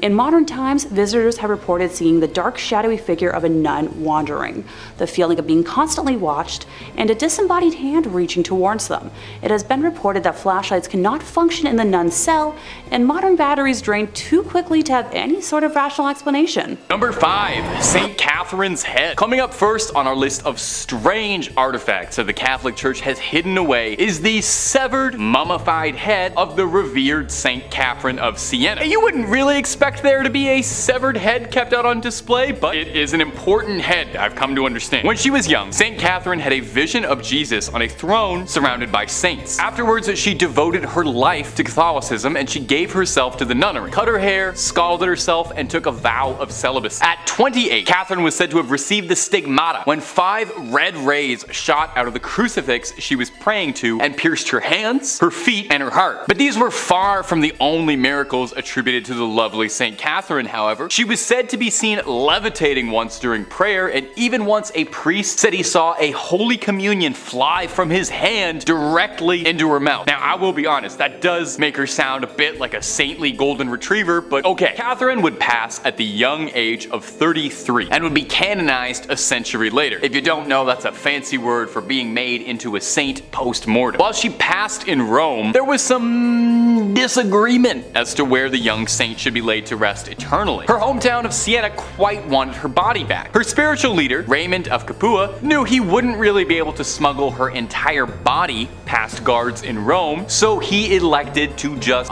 take her head in a bag, which normally would be terrifying behavior, but it's good here. The story goes that when the guards intercepted Raymond, he prayed to Catherine, and when they looked inside his sack, they found naught but a collection of rose petals and not a severed head. Her final miracle. Now the head was placed in a reliquary. That's a difficult word to say, especially on a teleprompter. The head was placed in a reliquary where it still remains today, and you can go and pray to it, and I promise it's not gonna blink or anything at you, even though it looks like it just might. And if you're looking for way more stories of creepy relics locked away, haunted object, cursed things, cryptids, conspiracies, aliens, the whole scary 9 yards, Top 5 Scary has all of that and then some. So hit that little bell, hit subscribe, and make sure you do not miss a single thing. Do it after this video, okay? We got way more creepy things locked away coming up for you right now. Number 4, the Grand Grimoire. Our next entry has been formally referred to as the Gospel of Satan, and is said to be a cursed book whose knowledge had to be sealed away to protect humanity. So this might be the most deadly book ever published after Hop on Pop. The Grand Grimoire, who is said to have been penned by a priest in the 16th century, who was possessed by a litany of demons who compelled the man to put their knowledge to paper. Acting as a scribe for these demons, the man wrote everything they knew about dark incantations, spells, instructions on how to cast rituals, ways to bind a demon to you to make it your little minion and do your bidding. Wait, a demon gave instructions on how it wants to be bound to a human to serve humans? Freaky little demon. That's not all too. There is a step-by-step recipe for a little necromancy if you're down to dabble in some dark arts and make some bones dance to your rhythm. The book really covers all the fun stuff you have been told not to do. It's not just brimstone and hellfire neither. There's rituals to help manipulate luck, how to conduct a seance, and I actually think this is adorable. There's even ways to make people love you in there. But dating tip from old Tay, if you need a demon's help to make them like you, it might not be the strongest relationship. So just a heads up. Now if all of this is sounding super appealing, and I don't blame you, I played a necromancer in Skyrim, I want to make the bones raise. Just know that this book is considered high treason. Even so much as cracking the spine is considered equivalent to selling your soul. So, you know, maybe hold off on that Amazon order for a bit. Also, I'm pretty sure the copy they're selling on Amazon is not the original, because due to the book's cursed reputation, the original copy is said to be locked away in the Vatican's secret archives, and I'm sorry, but no matter how many times you ask, they're not gonna let you look at it, even if you swear you're just taking a little peek just to look at the illustrations and maybe the dedications. They're gonna keep it locked up. I know. Number 3, Hyacinth of Caesarea. Our next entry is the bones of Hyacinth of Caesarea, another Catholic mummy. I'm starting to think there's more Catholic mummies than there were Egyptian ones. Incredibly ornate and gorgeous, the bones of Hyacinth look like something out of one of the Indiana Jones sequels, rather than like a real thing you can go and see, but I promise you they are totally extant. On the grounds of the Fürstenfeld Abbey reside the relics of 2 saints. Now, these aren't just like a toenail or a tongue, and more on that later, but these are full-on science class skeletons dressed to the 9 in gold and jewels, encrusted in more diamonds and rubies than you could imagine. They are probably worth more than your and my apartments combined.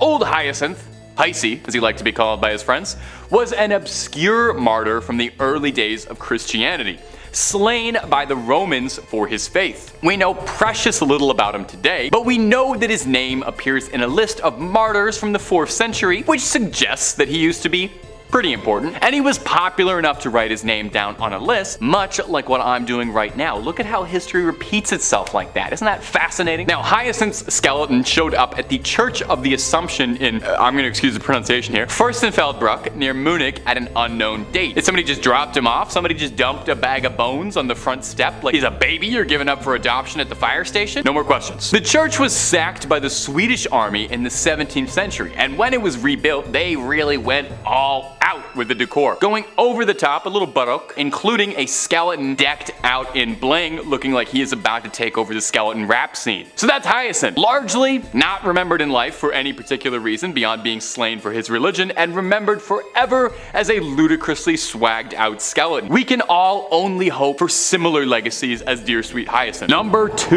the wild and wacky life of Pope Benedict IX. Over the years, there have been many controversial popes. I mean, there's a bunch on this list already. In fact, you'd probably find more popes are wrapped in controversy than you might imagine. Now, it's pointless to compare sins on any sort of moral scale as to who's the most evil or the worst pope, but it's hard to argue that few of them got up to as much chaos and trouble as Pope Benedict IX, who was one of the wackiest, most notorious popes out there. He once sold the position because he got bored of it. It's said he began his pontification when he was a young man because his wealthy family just wanted it, and that was like a thing you could do back then. If you had enough money, you could just bribe the church and ask that your son become pope. Benedict loved the lifestyle and behaved the way Joffrey Baratheon would, you know, kind of really letting the power get to his head almost immediately.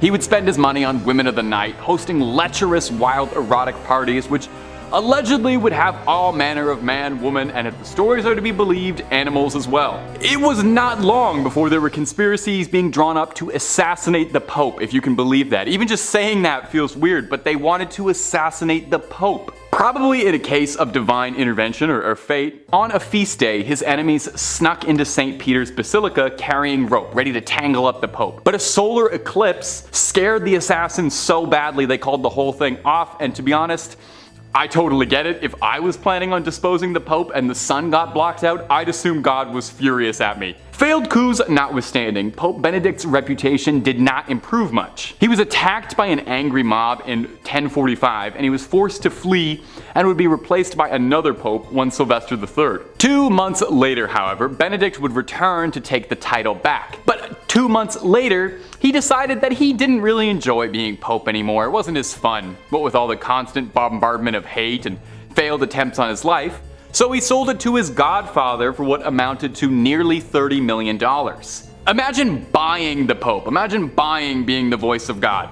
Anyway, if you can believe it, like Emperor Palpatine, somehow Pope Benedict returned a 3rd time. King Henry III of Germany had arrested Pope Sylvester III for being a false pope, and the godfather that he had sold the throne to had given up the papacy, admitting that it was shameful and heretical for him to have ever done so in the first place. So Henry appointed a new German pope while Benedict was in hiding, and that pope mysteriously passed away 8 months later from a poisoning, which many historians suspect Benedict had his little fingers in. So Benedict came back for a 3rd time to be the Pope, only this time no one was putting up with him. They'd been through this 2 more times, they weren't doing it again. Henry III sent troops to drag him out of the basilica. He spent his dying years in a monastery and is now remembered in history as one of the worst popes ever. And number 1, the Pazzi conspiracy. If you've garnered anything from this video that I've been telling you, I sincerely hope it's that the Pope doesn't always follow the rules. Sure, the guy interprets the will of God, you know, he's got a direct line to talking to him, but that doesn't mean he follows every single one of his rules. Now, we've already discussed some of the wildest sins that popes have been caught up in, but let's top it all off with a full-blown assassination conspiracy revolving around the Pope ordering a hitman. No, really. In the 1470s,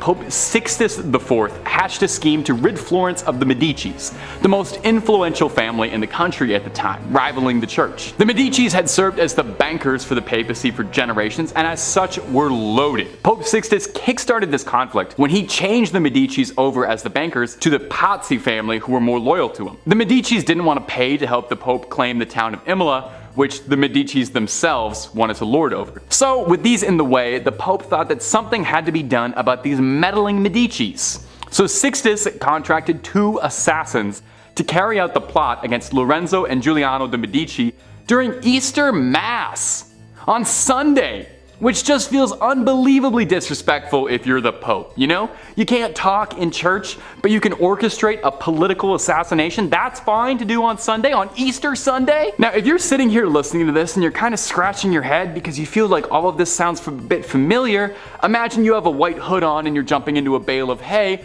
because this was a driving plotline in Assassin's Creed 2, where protagonist Ezio ends up helping out Lorenzo Medici a great deal. Yeah, no, the games were really inspired by true history, you know, save for a few extendo blades and boss fights against the Pope, but a lot of that stuff really did happen. History is just as weird as the video games make it out to be. Now, if you remember from Assassin's Creed 2, Giuliano was fatally slain, but Lorenzo survived and rallied support of Florence in a war against the church. Lorenzo picked off conspirators and then sailed to Naples to meet King Ferdinand to discuss a peaceful solution to the bubbling war. There's a reason they called him Il Magnifico. This guy was great at strategy. In the end, the plot failed drastically because all it really did was cement people's support to Lorenzo Medici. People loved the fact that he survived an assassination. They made a medal commemorating this for him, and it brought shame to Pope Sixtus. 5. St. Mary the Virgin Church. Clop Hill, England. I gotta say, that sounds like it's a fake place, like where Sir Topham Hatt lives. Well, not only is it real, but it's home to a bone-chilling haunted church, St. Mary the Virgin Church. Now, St. Mary was built in 1350 outside the main settlement of totally real place Clop Hill. Traditionally, churches are built facing the east. I didn't know that. It's so it can align with the sun rising, which in Christianity is associated with heaven and the Messiah.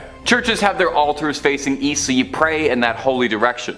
Well, St. Mary's just had to be a little different, and this church is facing the west, facing away from God. And it's why some people believe the church is host to evil spirits, as facing west means they've shunned God and opened their doors to the devil. Paranormal investigators have strongly suspected the church as being host to satanic rituals. As the church fell into disuse, it became a popular spot for vandals, and if you believe the legends, black magic. In 1963, a local couple saw two people wandering around holding a human skull, which definitely I think would cause you to look twice. The people told the couple that they had found the skull in St. Mary's, where it had been jammed into a wall. When the couple went to investigate, they found on the floor a breastbone, pelvis, and leg bones, all laid out in a pattern used for black mass. Pretty spooky. Scattered cockerel feathers and tracings of two crosses filled in red were found inside the church as well.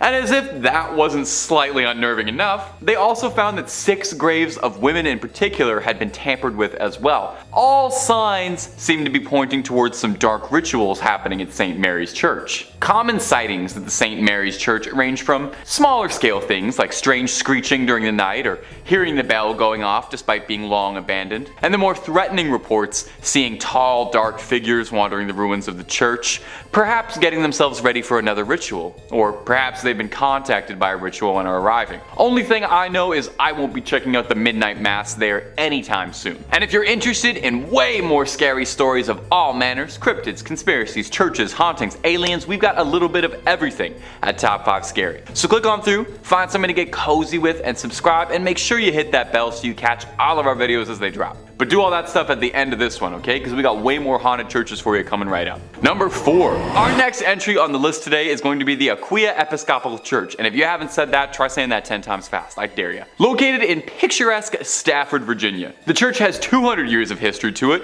which means it's also got approximately 200 years worth of ghost stories to study. When the church was first built way back when in the 18th century, it was stained by an unfortunate tragedy. You see, the surrounding areas were exhausted by war and the lack of resources, food, and money, and as such, brigands would take to the dark country roads to attack innocents during the night for whatever they had on them. Well, one young woman was hiding from a gang of highwaymen and marauders and sought out the church as a safe haven. Unfortunately, the bandits eventually caught up with her and she met an untimely end. Now, these men were never caught for their crime, and her body was not found for hundreds of years, left there to rot and decompose. And many believe that because of this, her spirit is tied to the church. And there have been several reports of hauntings ever since the discovery of those accursed bones. Visitors mention hearing footsteps frantically scattered around at night. These footsteps break into a run, but if you go searching, you'll never be able to find anyone attached to them. Voices can be heard in the room where she was attacked, some saying it sounds like a call for help or a painful scream of a struggle. Some go so far as to say they saw a transparent apparition of the woman in the church's windows or on the balcony. One story comes to us from a custodian who worked the graveyard shift there in the 1990s, claiming that he saw a ghostly woman's face floating above the graces, and says that he saw her smiling at him through the balcony windows before she vanished. One last one on this church. In the 1990s, to celebrate the bicentennial anniversary, the church sent out an invitation to a group of Civil War reenactors to fight a mock battle on its ground. During the night, one of the reenactors was complaining that there was a red and orange light that was flickering the entire night during the church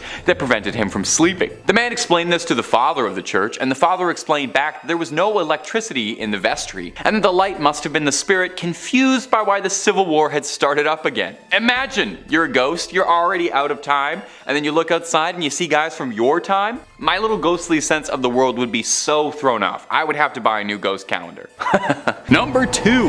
Buying redemption. Can man find redemption? Can the weight of our sins be undone? Can a person truly change his course? Can an evil man become good? These lofty questions have dominated the hearts of man for years, inspiring countless great works of art and philosophical conundrum. At religion's heart is the concept of salvation and redemption, so it might strike you as more than a little bit bizarre that at one point in time, the Catholic Church was selling absolution for a price tag. Now, before we get into that, we need to talk quickly about an indulgence. No, not eating an extra large cheese pizza by yourself, but that is an indulgence of sorts. If you're like me and you've skipped Sunday Mass for the last 26 years, basically an indulgence in Catholic terms is sort of like a plan or a plea for absolving your sins, something you have to do to absolve yourself, 30 Hail Marys, confession, that sort of stuff. In the early 15th century, after Pope Julius died, Pope Leo X would inherit the papacy. Leo loved the pleasures that came with being Pope. He loved the big hat. He loved spending lavishly. He loved voluptuous entertainment. He loved living like a king,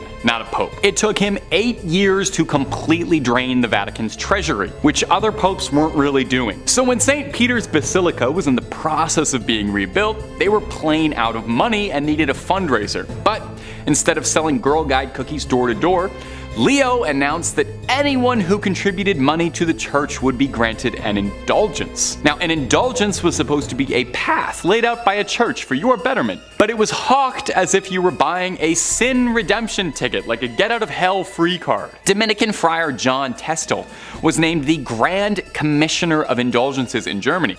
Overseeing indulgences was his only job. That's the only thing this guy did to give you a sense of how many people were doing this. He sold absolution for future sins you were planning to commit later. Pay a small fee, and if you kill a guy next week, totally fine. God says it's okay. Now, this probably worked pretty decent if you had a bit of coin, but if you were an average person, a serf like me, perhaps, you did your best to prepare for an eternity in hell. Salvation was just another pleasure the rich had, and hell is where us poors go. Unsurprisingly, someone got very upset about this new stance from the church. He was pretty upset about this. His name was Martin Luther, and he passive-aggressively left a note on some doors like an upset roommate, and I can't remember if anything ever came out of that, if anything ever happened to him in history. It's lost to time. It's probably unimportant. Number 1, the plot of Assassin's Creed 2 was real.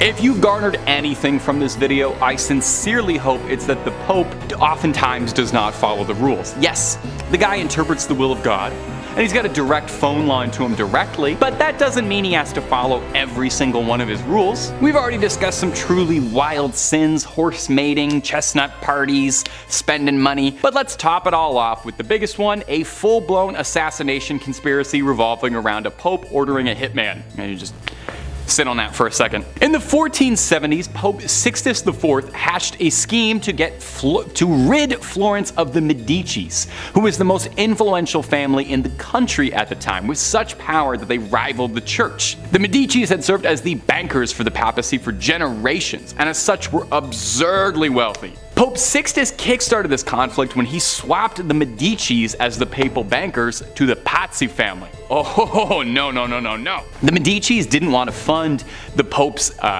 claim of the town of Imola, which the Medicis wanted to claim for themselves to lord over. So, something had to be done about these meddling Medicis. Pope Sixtus contracted 2 assassins to carry out the plot against Lorenzo and Giuliano de' Medici during Easter Mass on a Sunday, which just feels unbelievably disrespectful to me. If you're the Pope, I mean, ordering an assassin against anybody, morally gray, but doing it on Easter Mass? You're not even allowed to talk in church, but you can orchestrate a political assassin? I don't know. Now, if you're sitting listening to this and you're kind of wondering why some of this sounds vaguely familiar and you don't know why you recognize these names, it's because you might recognize this plotline in between jumping into bales of hay as being a major force in Assassin's Creed 2, where protagonist Ezio Auditore da Firenze ends up helping out Lorenzo Medici a great deal. Yes! The games were really inspired by true history, save for a few extendo blades and boss fights against the Pope. Rodrigo Borgia, as far as we know, never got into a fistfight with any assassins and wasn't killed by Cesare, but I digress. If you remember from Assassin's Creed 2, Giuliano was fatally slain, but Lorenzo survived and rallied support of Florence in a war against the church. Ezio picked off conspirators, and then sailed to Naples to meet King Ferdinand to discuss a peaceful solution to the bubbling war. So in the end, the plot failed drastically because all it really did was make people think that Lorenzo Medici was the coolest guy around and brought intense shame to Pope Sixtus, and it inspired one of the best games Ubisoft ever made. 5. Oliver Plunkett's head. Now, in the other two videos, we talked about the head of St. Catherine of Siena, and we also talked about St. John the Baptist and how many heads he may or may not have had scattered across the world, and I'm not one to break tradition, so I thought for part 3 I would include a third holy saintly severed head, this time belonging to Oliver Plunkett. A notable difference between the two other severed heads is that this one is probably the most disgusting one we've included on these lists. I know these are all holy relics, but let me just say, out of context, this is absolutely horrifying and looks like it's straight out of a grindhouse horror movie that you'd find in a dirty basket somewhere. Oliver Plunkett, before becoming a head, was an Irish Catholic archbishop who was a victim of the Popish plot. Now, if you're not up to date on your Catholicism, that's a whole other video worth of explaining. I don't know much about the Popish plot. I'm not the guy to do that for you. But the short version is that it was a conspiracy falsely alleging that there was a plot against the Protestant king Charles II. Oliver Plunkett happened to end up on the receiving end of something really bad. Namely, he was executed, which is pretty bad. But they really went out of their way to destroy Oliver Plunkett, his public image, his body. They called his praising of the Roman Catholic Church high treason, and his punishment was a slow and arduous death. He was hung, drawn, and finally quartered. And just in case there were any odds of him pulling through on a miraculous recovery, as a final effort, they yeeted his head into a fire, where it was rescued by a friend of Plunkett. I'd like to think I would do that for my friends. Well, after being recovered, the head was rescued and stored hidden away in a nunnery, eventually brought to Ireland in 1995, where he's now kept on display in the National Shrine to the Saint. He was canonized for his troubles, and he is the first new Irish saint in about 700 years. It's high time for some new blood, I think. So, you can go, you can pay your respects to him, and maybe offer him some skin cream, because that skin's looking a little dry. And if you're looking for more creepy videos on weird relics or all sorts of strange things, Tab 5 Scary has all of that and then some. If there's something scary, the odds are pretty good we've got a video or two on it. And if you haven't already, subscribe, hit that bell for more videos every single day. But do that at the end of this video, okay? We got way more weird Catholic relics coming up for you. Number 4, St. Teresa's hand. Now, if you've watched our other videos on this subject, then no doubt you're already very familiar with the practice of making remnants of saints into relics. Now, something that's directly from a saint is called a first-class relic. That means it's something that came off of their body, you know? Their hair, their fingernails, a vial of their fluids, or in the case of the lovely St. Teresa, her whole hand. Encased in a beautiful, ornate golden reliquary with gems all over the knuckles, and the editors are goofing off because that's just a picture of the Infinity Gauntlet from Avengers Endgame. Wait, that's what it really looks like. Yeah, it seems that Marvel Studios was more than inspired by the incorruptible St. Teresa's hand when designing the weapon that would give Thanos the power to wipe out half the universe. Throw a comparison pic of them side by side, they're almost indistinguishable. I'm not 100% certain if there's any symbolism or connection there, but I'm sure St. Teresa would love to know she was involved. She was a huge fan of the Marvel Cinematic Universe and all the things they do. When St. Teresa of Avila passed away, the sisters of her convent buried her with the hopes of keeping her holy body with them. 9 months later, she was exhumed, only to discover that her body was intact.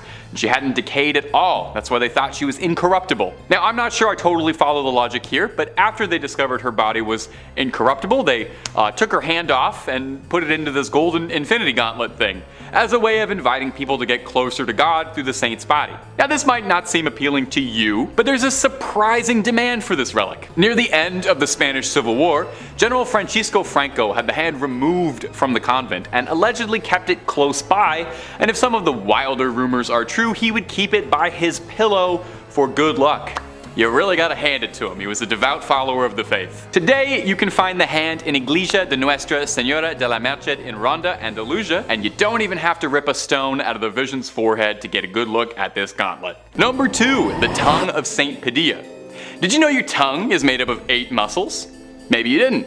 Did you know that one of the most important relics to the Catholic Church is a dried up 8,000-year-old tongue that looks like beef jerky kept inside a golden helmet that looks like something out of a dark fantasy 80s movie? Well, now you do. And have you enjoyed how much of this list is mummified bodies in gold? Because I have. Saint Anthony was said to be a jewel case of the Bible, making a name for himself with his apparently extremely inspirational sermons that won the Catholic Church many new members. People would flock in just to hear what Saint Anthony was talking about. Apparently, he even got a bunch of ex-Christians to reform and rejoin the faith. He was apparently an incredibly accomplished public speaker, and I would say that he had a silver tongue, but we actually have proof of what color his tongue was because it's kept in a little glass jar. Saint Anthony would pass away in 1231 from edema, a horrible disease that causes a buildup and blockage of fluid in the body's tissues. Now, some 30 years later, in 1263, he was exhumed and shocking the gravediggers who were doing it. While his body had rotted and decomposed, his legendary tongue was still intact, as incorruptible as it had been in life, allegedly still wet with saliva. I wonder if he could still taste. Seeing it was a miracle, the gravediggers took his tongue alongside the bottom half of his jaw, and they are both displayed in the Basilica of St. Anthony of Padua in elaborate gold reliquaries. But honestly, it looks like something straight out of Warhammer 40k. Does no one think this is as odd as I do? Maybe I'm an outsider, I didn't grow up terribly Catholic, so I don't really know these imagery. I know the story behind it isn't terribly scary, but the image of this tongue and jaw inside a little glass helmet wrapped in gold looks like something I would ask an AI to make if I typed in nightmare. A tongue shouldn't look like that. And I feel like a jaw shouldn't look like that either. Am I alone in this? Am I weird for thinking this is weird? You let me know down below in the comments if maybe I just lack context on all of this. And number 1, Camillus de Lellis' heart. Camillus de Lellis was a man with a big heart, full of love, never ending in generosity. We know just how big his heart is because it is kept in a glass jar and it is salted to preserve its legacy. Whoa. Camillus started out pretty humble, born in 16th century Naples. He would later become a soldier until a brutal gambling problem would end up overtaking his life, leaving him in rags driving a donkey cart, but he knew that a far better life was out there. Eventually, he was urged by a friar to explore the lighter side of his soul, and eventually someone was able to pierce his heart both figuratively and later literally, and persuaded him into seeking divine retribution. Camillus would devote his life to providing for the ailing, but tragically, and perhaps unsurprisingly if you spent all your time around sick people before modern medicine, a lifetime of caring for the sick led to him also becoming gravely ill,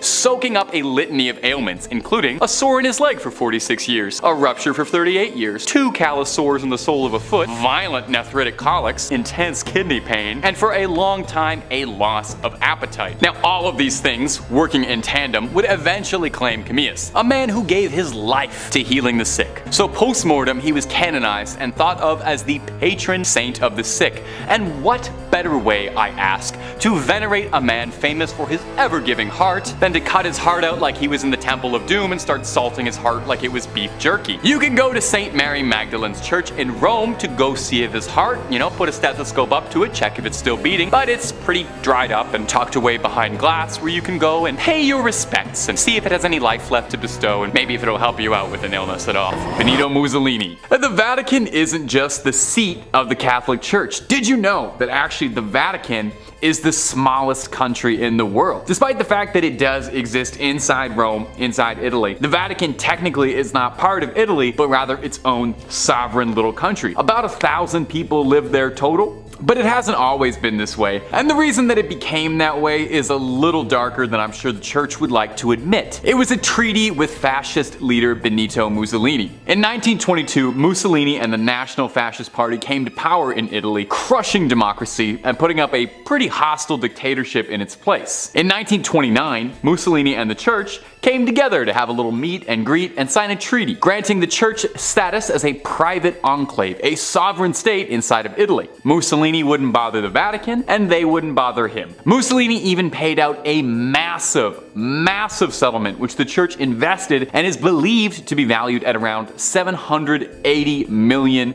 US dollars, alongside tax exemption and priests getting a nice salary from the Italian government. All of those benefits you can thank a fascist government for. Perhaps most illuminating, however, was a clause that protected the Vatican's dignity, meaning as part of their laws as a sovereign state, they were allowed to arrest and try anyone who criticized the people and the church. In exchange for signing this treaty, the Catholic Church publicly supported the fascist dictatorship and was recognized as Italy's official government. The Vatican's own newspaper printed shortly after the deal went down, "Italy has been given back to God and God to Italy." And they only have the support of someone who is involved in hundreds of thousands of deaths to thank. And if you're looking for way more strange, true things out of history, conspiracies about the Catholic Church, cryptids, aliens, and all sorts of freaky business, Top 5 Scary has all of that and then some. So click on through, hit subscribe, please make sure to hit that bell so you get everything and do not miss a single scream. But you do that at the end of this video, okay? We got way more Catholic Church secrets coming up. Number 4, the treacherous Pope Boniface. Let he who is without sin cast the first stone. This idea being that none of us are truly free of sin, and we're all born into this world natural sinners. Well, some people really take that idea and really run with it. And you would be surprised how high up the Catholic Church some of these troublemakers get. That's where Pope Boniface VII comes in, one of history's most notorious popes for his incredibly unholy behavior. Pope Boniface was actually so wildly controversial that Dante Alighieri wrote in the Inferno that Pope Boniface was condemned to the 8th circle of hell where the frauds were kept. It's a really good window into the sort of general mindset of the population that in their books they were imagining all the ways he'd be tormented in hell. And as a quick aside, for the comment section, Dante's Inferno, is that history's first fan fiction? There's a very serious argument to be made that it is. Anyway, Boniface saw the destruction of Palestrina, a city that had already peacefully surrendered and submitted, but that wasn't good enough for the church. Palestrina had already been burned to the ground, and goofy old Pope Boniface ordered that they plow it down to the dirt and soil to ensure that absolutely nothing of the city remained standing, a real salt of the earth approach. He was definitely a guy who loved his neighbors. He really loved his neighbors, in the sense that the vow of celibacy that men of the cloth have to swear to, Boniface didn't really believe in at all. He was alleged to engage in all kinds of parties with all manner of bedroom companions, having once stated that he felt intercourse with younger people was as natural as hands rubbing together. A really, really great guy all together, and he also loved building statues of himself all the time, so he was very prideful, which that's the worst sin of them all, really. Number 3, Galileo. Science and religion do have a place alongside one another in the world, I think. Now, science and religion have had a complicated history, you know, they've never quite seen eye to eye, kind of always furrowing their brows and glaring at each other through the hallways, but one could never truly disprove wholly the existence of God through science, and I think science can illuminate and shine new light on ways to glorify religion, right?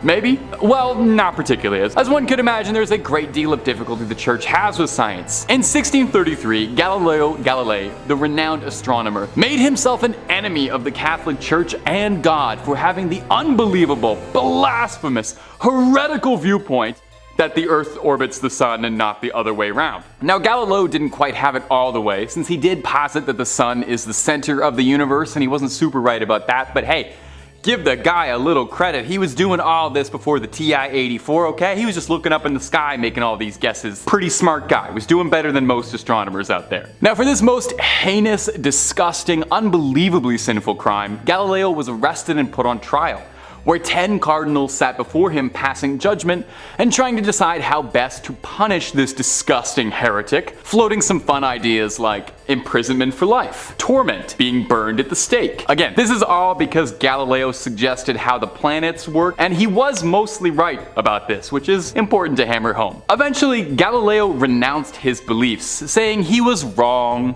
and he was getting up there in age and didn't want to spend the rest of his life suffering. So in an act of true humble forgiveness, the church instead decreed that instead of being burned or anything, Galileo be condemned to spend the rest of his days in his home, which he did until his passing. That'll teach him. Now eventually, obviously, the church kind of had to walk back some of that treatment of Galileo. In 1992, they spoke out saying that maybe he was kind of technically right about like a few things here and there, and mumbled out an apology like a schoolyard bully being forced to say sorry by the teachers. Sure, it was about 350 years too late, but I bet Galileo probably really appreciated it and would have loved to have known how vindicated by history he would have been. Number 2. Proof Jesus never existed. Or did. Now, among the things that you would think the Vatican would really want to keep hidden and on the DL would be proof that the Lord and Savior did not exist. This is another popular conspiracy theory emanating about the Vatican, that one of the things they're trying to cover up is some alleged document that insists Jesus as we know him wasn't quite real or wasn't as reported accurately. That would make sense. If I was the Pope, that would be like the number one thing I would want to keep under wraps, right?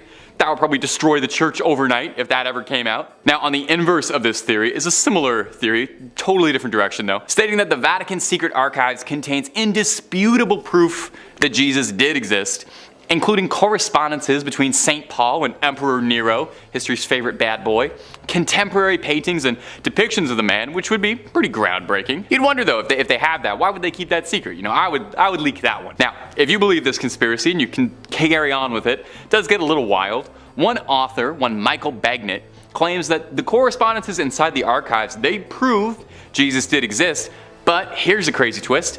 He didn't die on the cross, as, you know, we all know, but rather there was a very complicated scheme with Pontius Pilate to secretly fake Jesus' death to appease the citizens of Rome. Sounds a little bit more like the plotline to a Dan Brown novel. It's a little fantastical, and if true, would probably be the greatest conspiracy theory in human history, and maybe humanity's most tightly guarded secrets if there's any weight to it. So definitely, you know, if they knew that, they would probably keep that under wraps, keep that in a drawer, locked up tight, not let anybody see that. Number 1, the Illuminati. Maybe this is one of the most widespread conspiratorial beliefs, maybe one of the oldest conspiracy theories out there, really, is that the Illuminati, the centuries-old secret society that once started in Bavaria, would eventually grow into an organization capable of challenging the church and overtaking it. And if you believe the conspiracies, it's clandestinely pulling the strings behind everything, controlling the world from the shadows, inserting key members of its order into the highest levels of government, religion, the Disney Corporation, the rap industry, and also including their symbols hidden in everything. That one, I guess, just for like fun, just to, I don't know, flex. May I just say though, if the Illuminati are real and controlling things, they have got to be the least kept secret order, like, imaginable, since, you know, I'm talking about them. Well, the conspiracy goes that the Vatican is closely tied with the Illuminati, with some believing that cardinals and the papacy are all tied to Illuminati interests, and that the secret archives contain bountiful proof of this: memos, meetings, plans for world domination, etc. The Vatican's archives date back centuries, nearly 1,000 years worth of old papers, with some documents containing secrets of the Knights Templar, who are thought to be the originators of Freemasonry, the group that would become tied with the Illuminati. That's who the Illuminati was based on. Surely some of those Knight Templar meeting minutes would be particularly illuminating, if you'll pardon that absolutely horrible pun. Of all the ones on this list, I think this one is the most outright likely, since we know the Illuminati did stem from the Freemasons, and we know that there was a real Illuminati. That's an indisputable fact. And we know the Knights Templar, we know all of these groups did exist, and it's very likely that there are some secrets inside the Vatican's archive containing references to those three groups that could fuel the plot lines for the next 12 years of Assassin's Creed games. We got some good conspiracy stuff in there. 5. Hans Schmidt. I think all of us, we want to be remembered for something amazing someday, right? That's only human.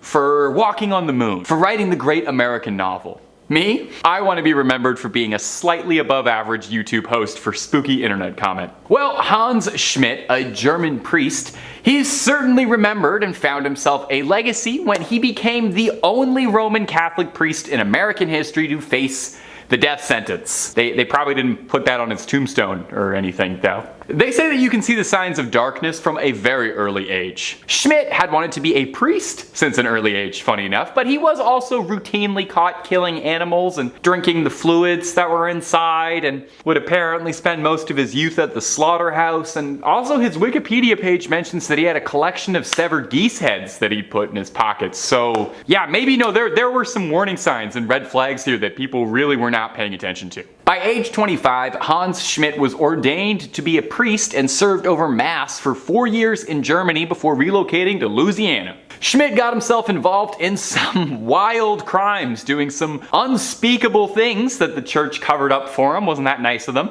And they once again found him on the move, and he was sent to Manhattan at St. Boniface Church. Here, Schmidt would meet with the love of his life, Anna Muller.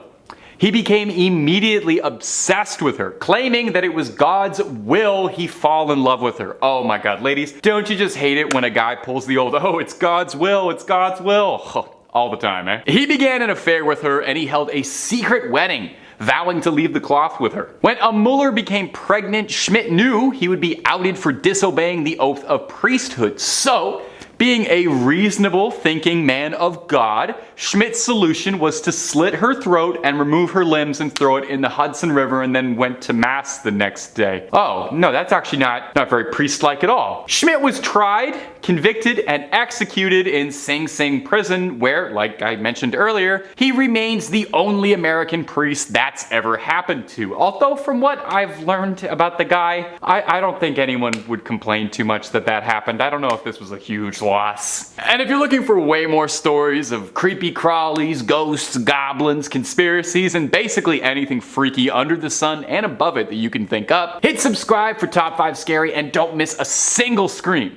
Make sure you hit that little bell, but do it at the end of this video if you wouldn't mind. Number 4, Gerald Robinson. Hey, a little hypothetical question. If you're a priest, how much Satanism are you allowed to dabble in? Probably not much, right? They probably would prefer that be like as zero as possible. Gerald Robinson was a Catholic priest, but was living a double life, practicing satanic rituals in secret with horrifying consequence. In the 1980s, Robinson was the chaplain at Mercy Hospital in Toledo, where he ministered over the terminally ill. The caretaker of the chapel there was a nun named Sister Margaret Ann Powell, a kindly old woman. Shockingly and horrifyingly, Paul was killed after being stabbed 31 times, with 9 times in a deliberate shape of an inverted cross, and a smear across her forehead symbolizing a mockery of last rites. Police suspected someone was trying to humiliate Paul in death. Father Robinson was questioned, but not charged. A clergyman took Father Robinson out of his questioning, and the case would freeze for nearly 30 years. Reports on the case would disappear, and police believed there was a conspiracy of a cover-up. It wasn't until late in 2003 when police received a letter from a woman using the name Survivor Doe, claiming that she had suffered under the hands of Father Robinson, who had been assaulting women and practicing satanic rituals up to and including human sacrifice. With these new, lofty allegations, authorities reopened the case, and upon searching Robinson's apartment, discovered a sword-shaped letter opener that fit the wound in the nun's body like a key to a lock, according to prosecutors. What a charming turn of a phrase for a horrible thing. In 2006, Robinson was charged, and hopefully, Sister Paul was able to find some peace in the afterlife after such a mortifying ordeal. Number 3, the Veil of Veronica. Now on these lists of holy relics, we've had all sorts of strange things. We've had fingernails, teeth, dried up hands, we got milk coming up later. All things that have come from the body. Well, this next one is no different. It's the Veil of Veronica, and to put it gently, it's a sweat rag that's a few thousand years old. Probably one of the most pungent odors on the planet. Imagine every gym locker room you've ever been in times 1,000. When Jesus carried the cross, bruised and beaten, there was one person among the crowds who saw fit to help him out a little. Veronica wiped Jesus' face with this rag, and miraculously his face transferred onto the rag like it was silly putty on the funny papers. Now as an outsider, I thought this is what the Shroud of Turin was, That was the wrapping used to wrap Jesus after his death, so the thing I'm learning is that Jesus left an imprint of his face on just about any surface he touched. You give him a hug, have his face on the shoulder of your shirt for the rest of your life as a sacred artifact. Now, the Veil of Veronica is hard to nail down hard, concrete facts on. It's never been officially canonized as a relic of the church and is only alleged to exist. It's claimed to be owned at St. Peter's in Rome, although this particular relic is not on public display anywhere. Probably for the best. Honestly don't know if I want to see a 2,000-year-old sweat stain. The ones underneath my shirts are bad enough. Now it might sound like I'm being disparaging, referring to this relic multiple times as a sweat rag or a sweat stain, but I would like to offer this. The Latin name for the veil is sudarium. Sudarium literally translates to sweat cloth, so even the official churchly terminology for this relic acknowledges that it's just a stinky rag that has some sweat on it, but a holy stinky rag that has some sweat on it. Number 2, Mother Mary's milk. We're gonna do our best to get through this, I promise. Mother's Milk might be my favorite Red Hot Chili Peppers album, it's my favorite character on The Boys, and it might just be one of the oddest relics on a series of odd relics that's all the way to part 3. Took a lot of restraint to not put this in the first 2, but we're on part 3, so here it is now. As incredibly odd as it may sound, the Virgin Mary's milk is considered a relic of the Catholic Church. I hope they've been keeping that in the fridge, lest it spoils. Does holy milk spoil? Is everything I've said in this video profoundly heretical? There is a church called the Church of Milk Grotto, built outside Bethlehem. The history goes that the Madonna and child had taken refuge in this cave, and while she was feeding, milk spilled outwards and blessed the stone of the cave, turning it completely white. Now the church serves as a popular shrine for women who are struggling with fertility, who hope that the lasting aura and presence of the Virgin Mary will bless them. There's a legend that goes with it. Saint Bernard, the saint, not the big dog that has his tongue hanging out, was devoted to the Mother Mary. And one day he was praying at a statue of the Madonna, and he asked it to give him some sign, some proof that she was a mother. I guess the statue has like an odd sense of humor because it sprayed milk onto Saint Bernard.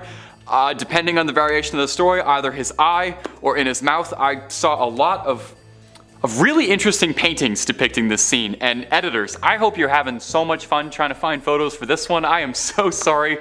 Truly, rest in peace your search history. In the Middle Ages, vials of the milk were sold and transported all over Europe. For what purpose, I could not tell you. These days, the Church of Milk Grotto sells a limestone powder made from the stone walls of the grotto, meant to be dissolved in a drink and consumed.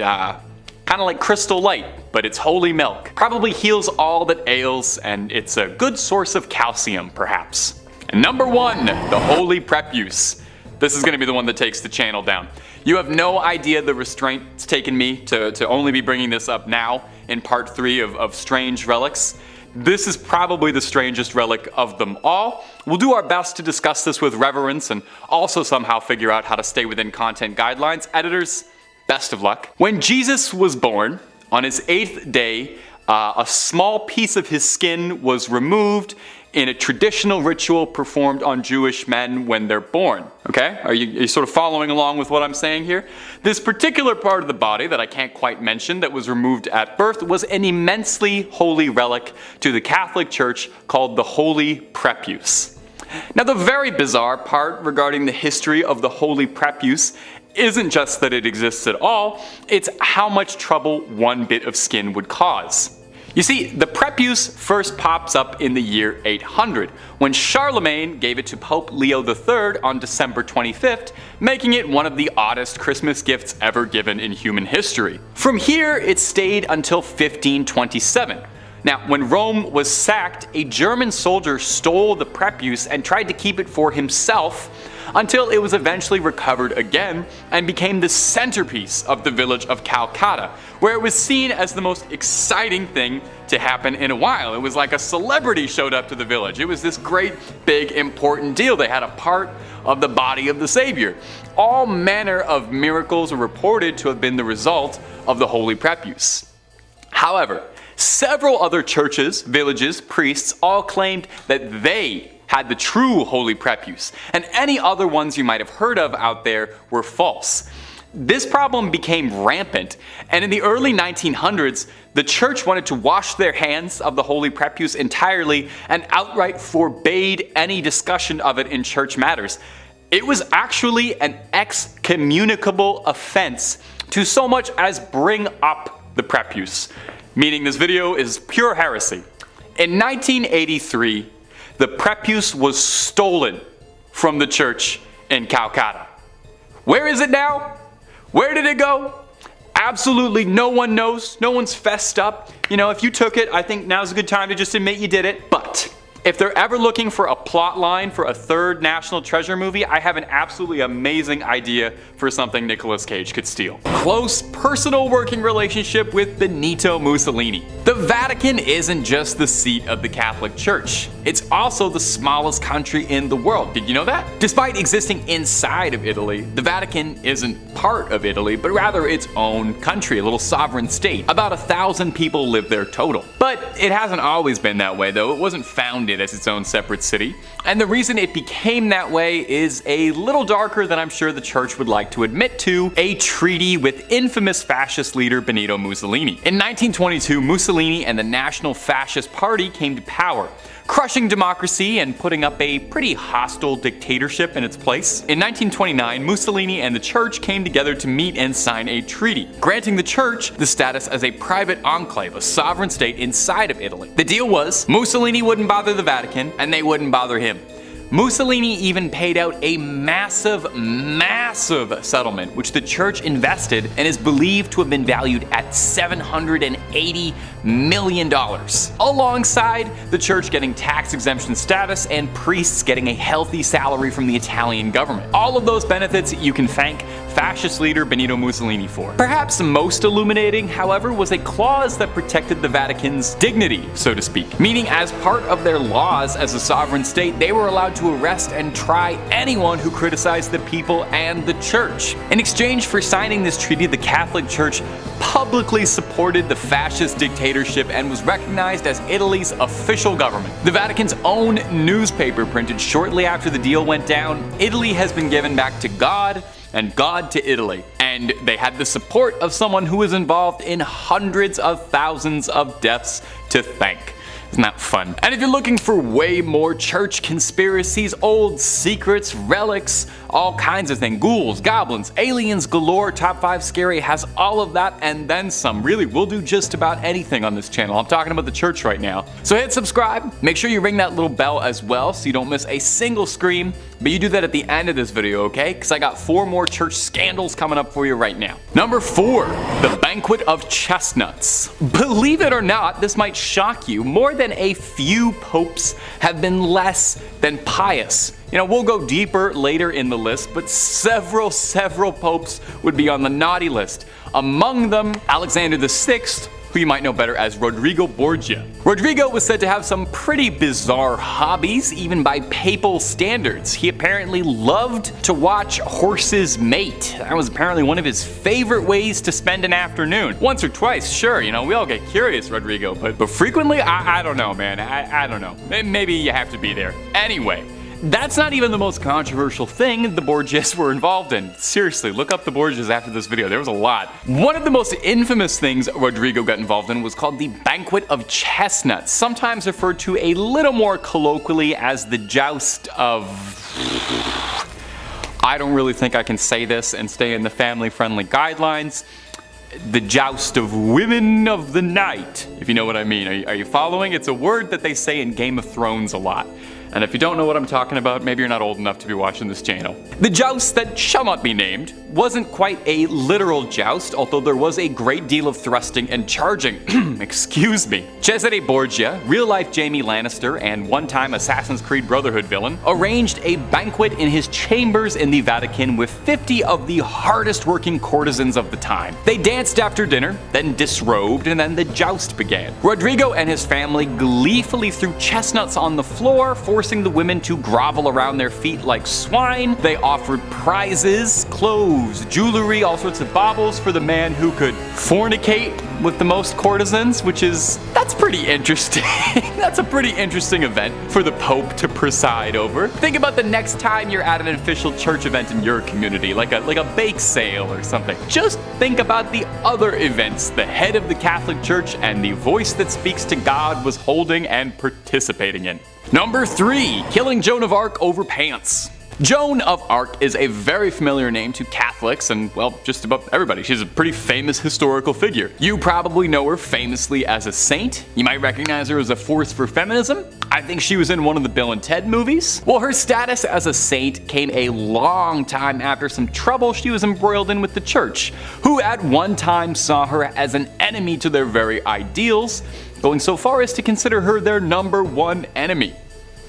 In 1429, the young Joan of Arc believed that God had spoken out to her and helped instigate an uprising to get the English out of France. Very cool for the French people who wanted them gone, but some high-ranking influential members of the clergy who had ties to the English weren't terribly fond of this wild woman who was going around dressing like a man and claiming that God spoke to her and was kicking all of their friends out of the country. Somebody do something about this wild woman. When King Charles VII enjoyed Joan's help during the many battles against the English, when Joan was captured by English forces, she learned the true extent of his loyalty when he handed her over to the Catholic Church to stand trial for heresy. After all, she was claiming she talked to God, and only the Pope is supposed to do that. And worst of all, Joan of Arc was wearing pants. She was wearing pants while doing it like a man. So Joan was put on trial for heresy and denied counsel, which is against her rights. Saul Goodman would have been furious. Regardless, Joan kept her cool, rather famously, and is famed for her level head. Joan was found guilty of being a rebellious spirit who wore men's clothes, and for these indignations was burned alive at the stake in front of a cheering crowd. In 1456, some 25 years after her horrific death, King Charles VII felt kind of bad about that whole ordeal, ordered an investigation and made her a martyr. It wasn't until 1920 that she was officially canonized as a saint. Think of it like a heavenly apology. I'm sure the water's fine, I'm sure the air is cool, no bad blood between Joan and the Catholic Church. I bet she's having a great time. I'm sure she appreciated it. Number 3, Monaster Nagayal de Duff. Or Abbey of the Black Hag, if you don't got all that time. Wow, you see that? You see what that church is called in that little chyron below me right now? I'm just supposed to pronounce that with like my lips? Okay, it's also called the Abbey of the Black Hag, and that's what we're going with. We're not calling it that other thing. I'm not doing that. Black Abbey of the Hag, only name this church has ever gone by, and it was built in 1298. And it was one of the well-known medieval convents in Old Ireland. The remains of the abbey still stand today in a secluded valley, making it already mysterious and supernatural place just that much more supernatural and overgrown and spooky. I mean, the place is called the Abbey of the Black Hag. You don't name a place that unless it's extremely haunted or if there's like a cool boss fight or something there. Sounds like it's straight out of Dishonored. It's believed that the last abbess, horrible word by the way, in charge of the abbey practiced witchcraft, and in the scary way, okay? She brought death, misfortune to the surrounding areas. Pope Martin V condemned the abbey, not being down for witches at all. The accused witch left to live out in the damp, deserted abbey by herself, which she probably loved because it sounds scary. Over time, her skin blackened, her hair furled, and her soul twisted, leading to the place being renamed the Abbey of the Black Hag. And if you can believe it, there's actually more to this one. The Count and Countess of Desmond once called the abbey home when attempting to flee their attackers, where the Countess was fatally struck by an arrow and buried by her husband. But it wouldn't be the end of the Countess, because sightings of a ghostly figure around the ruins of the abbey were common, meaning someone eventually went to dig up that grave, finding worn out finger bones, meaning she was still alive when she was buried. It's said now that a woman's panicked shrieking can be heard in the early hours around the abbey. Number 2, the Borley Rectory. The Borley Rectory is an old London estate that has the unique distinction of being considered the most haunted building in the United Kingdom. No big deal or anything. Almost immediately after its construction, stories of hauntings started to creep out. One of the first local legends says that in the 12th century, a priest and a nun had a naughty little affair, and when they were discovered, the nun was bricked up and left to rot in the nearby church. Since then, they say that her spirit roams the rectory. In 1900, 4 daughters of the then estate owner all said that they saw a nun wandering around the estate late at night. They tried to talk to her but got no response back, just a scary ghost stare. The family claimed they'd see this nun around the property, and on one occasion they thought they saw the spectral apparition of a horse-drawn carriage with a headless rider, some real Sleepy Hollow stuff. From there on, there was all these reports of bizarre sounds or strange shadows creeping out the corner of your eye. In 1927, the estate changed hands as the original family owning the estate had all passed on and a new family, the Smiths, had moved in. Shortly after, they discovered a human skull in the cupboard in a brown bag.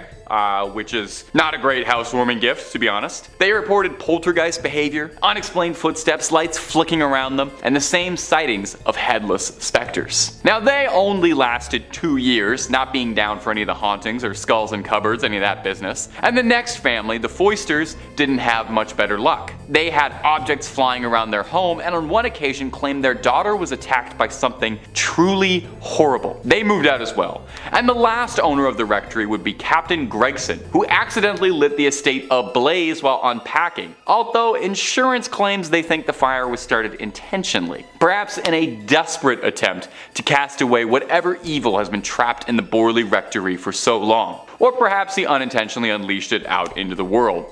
Time will tell. At number 1, Mortimer Abbey. Mortimer Abbey is a monastery in the forest of Lyons, France. A real old church built in 1134 on marshland, near the stagnant water of the drainage lake. The monks dug it out to try and dry the marshy land around the Fulbrock stream, which was called the Dead Pond.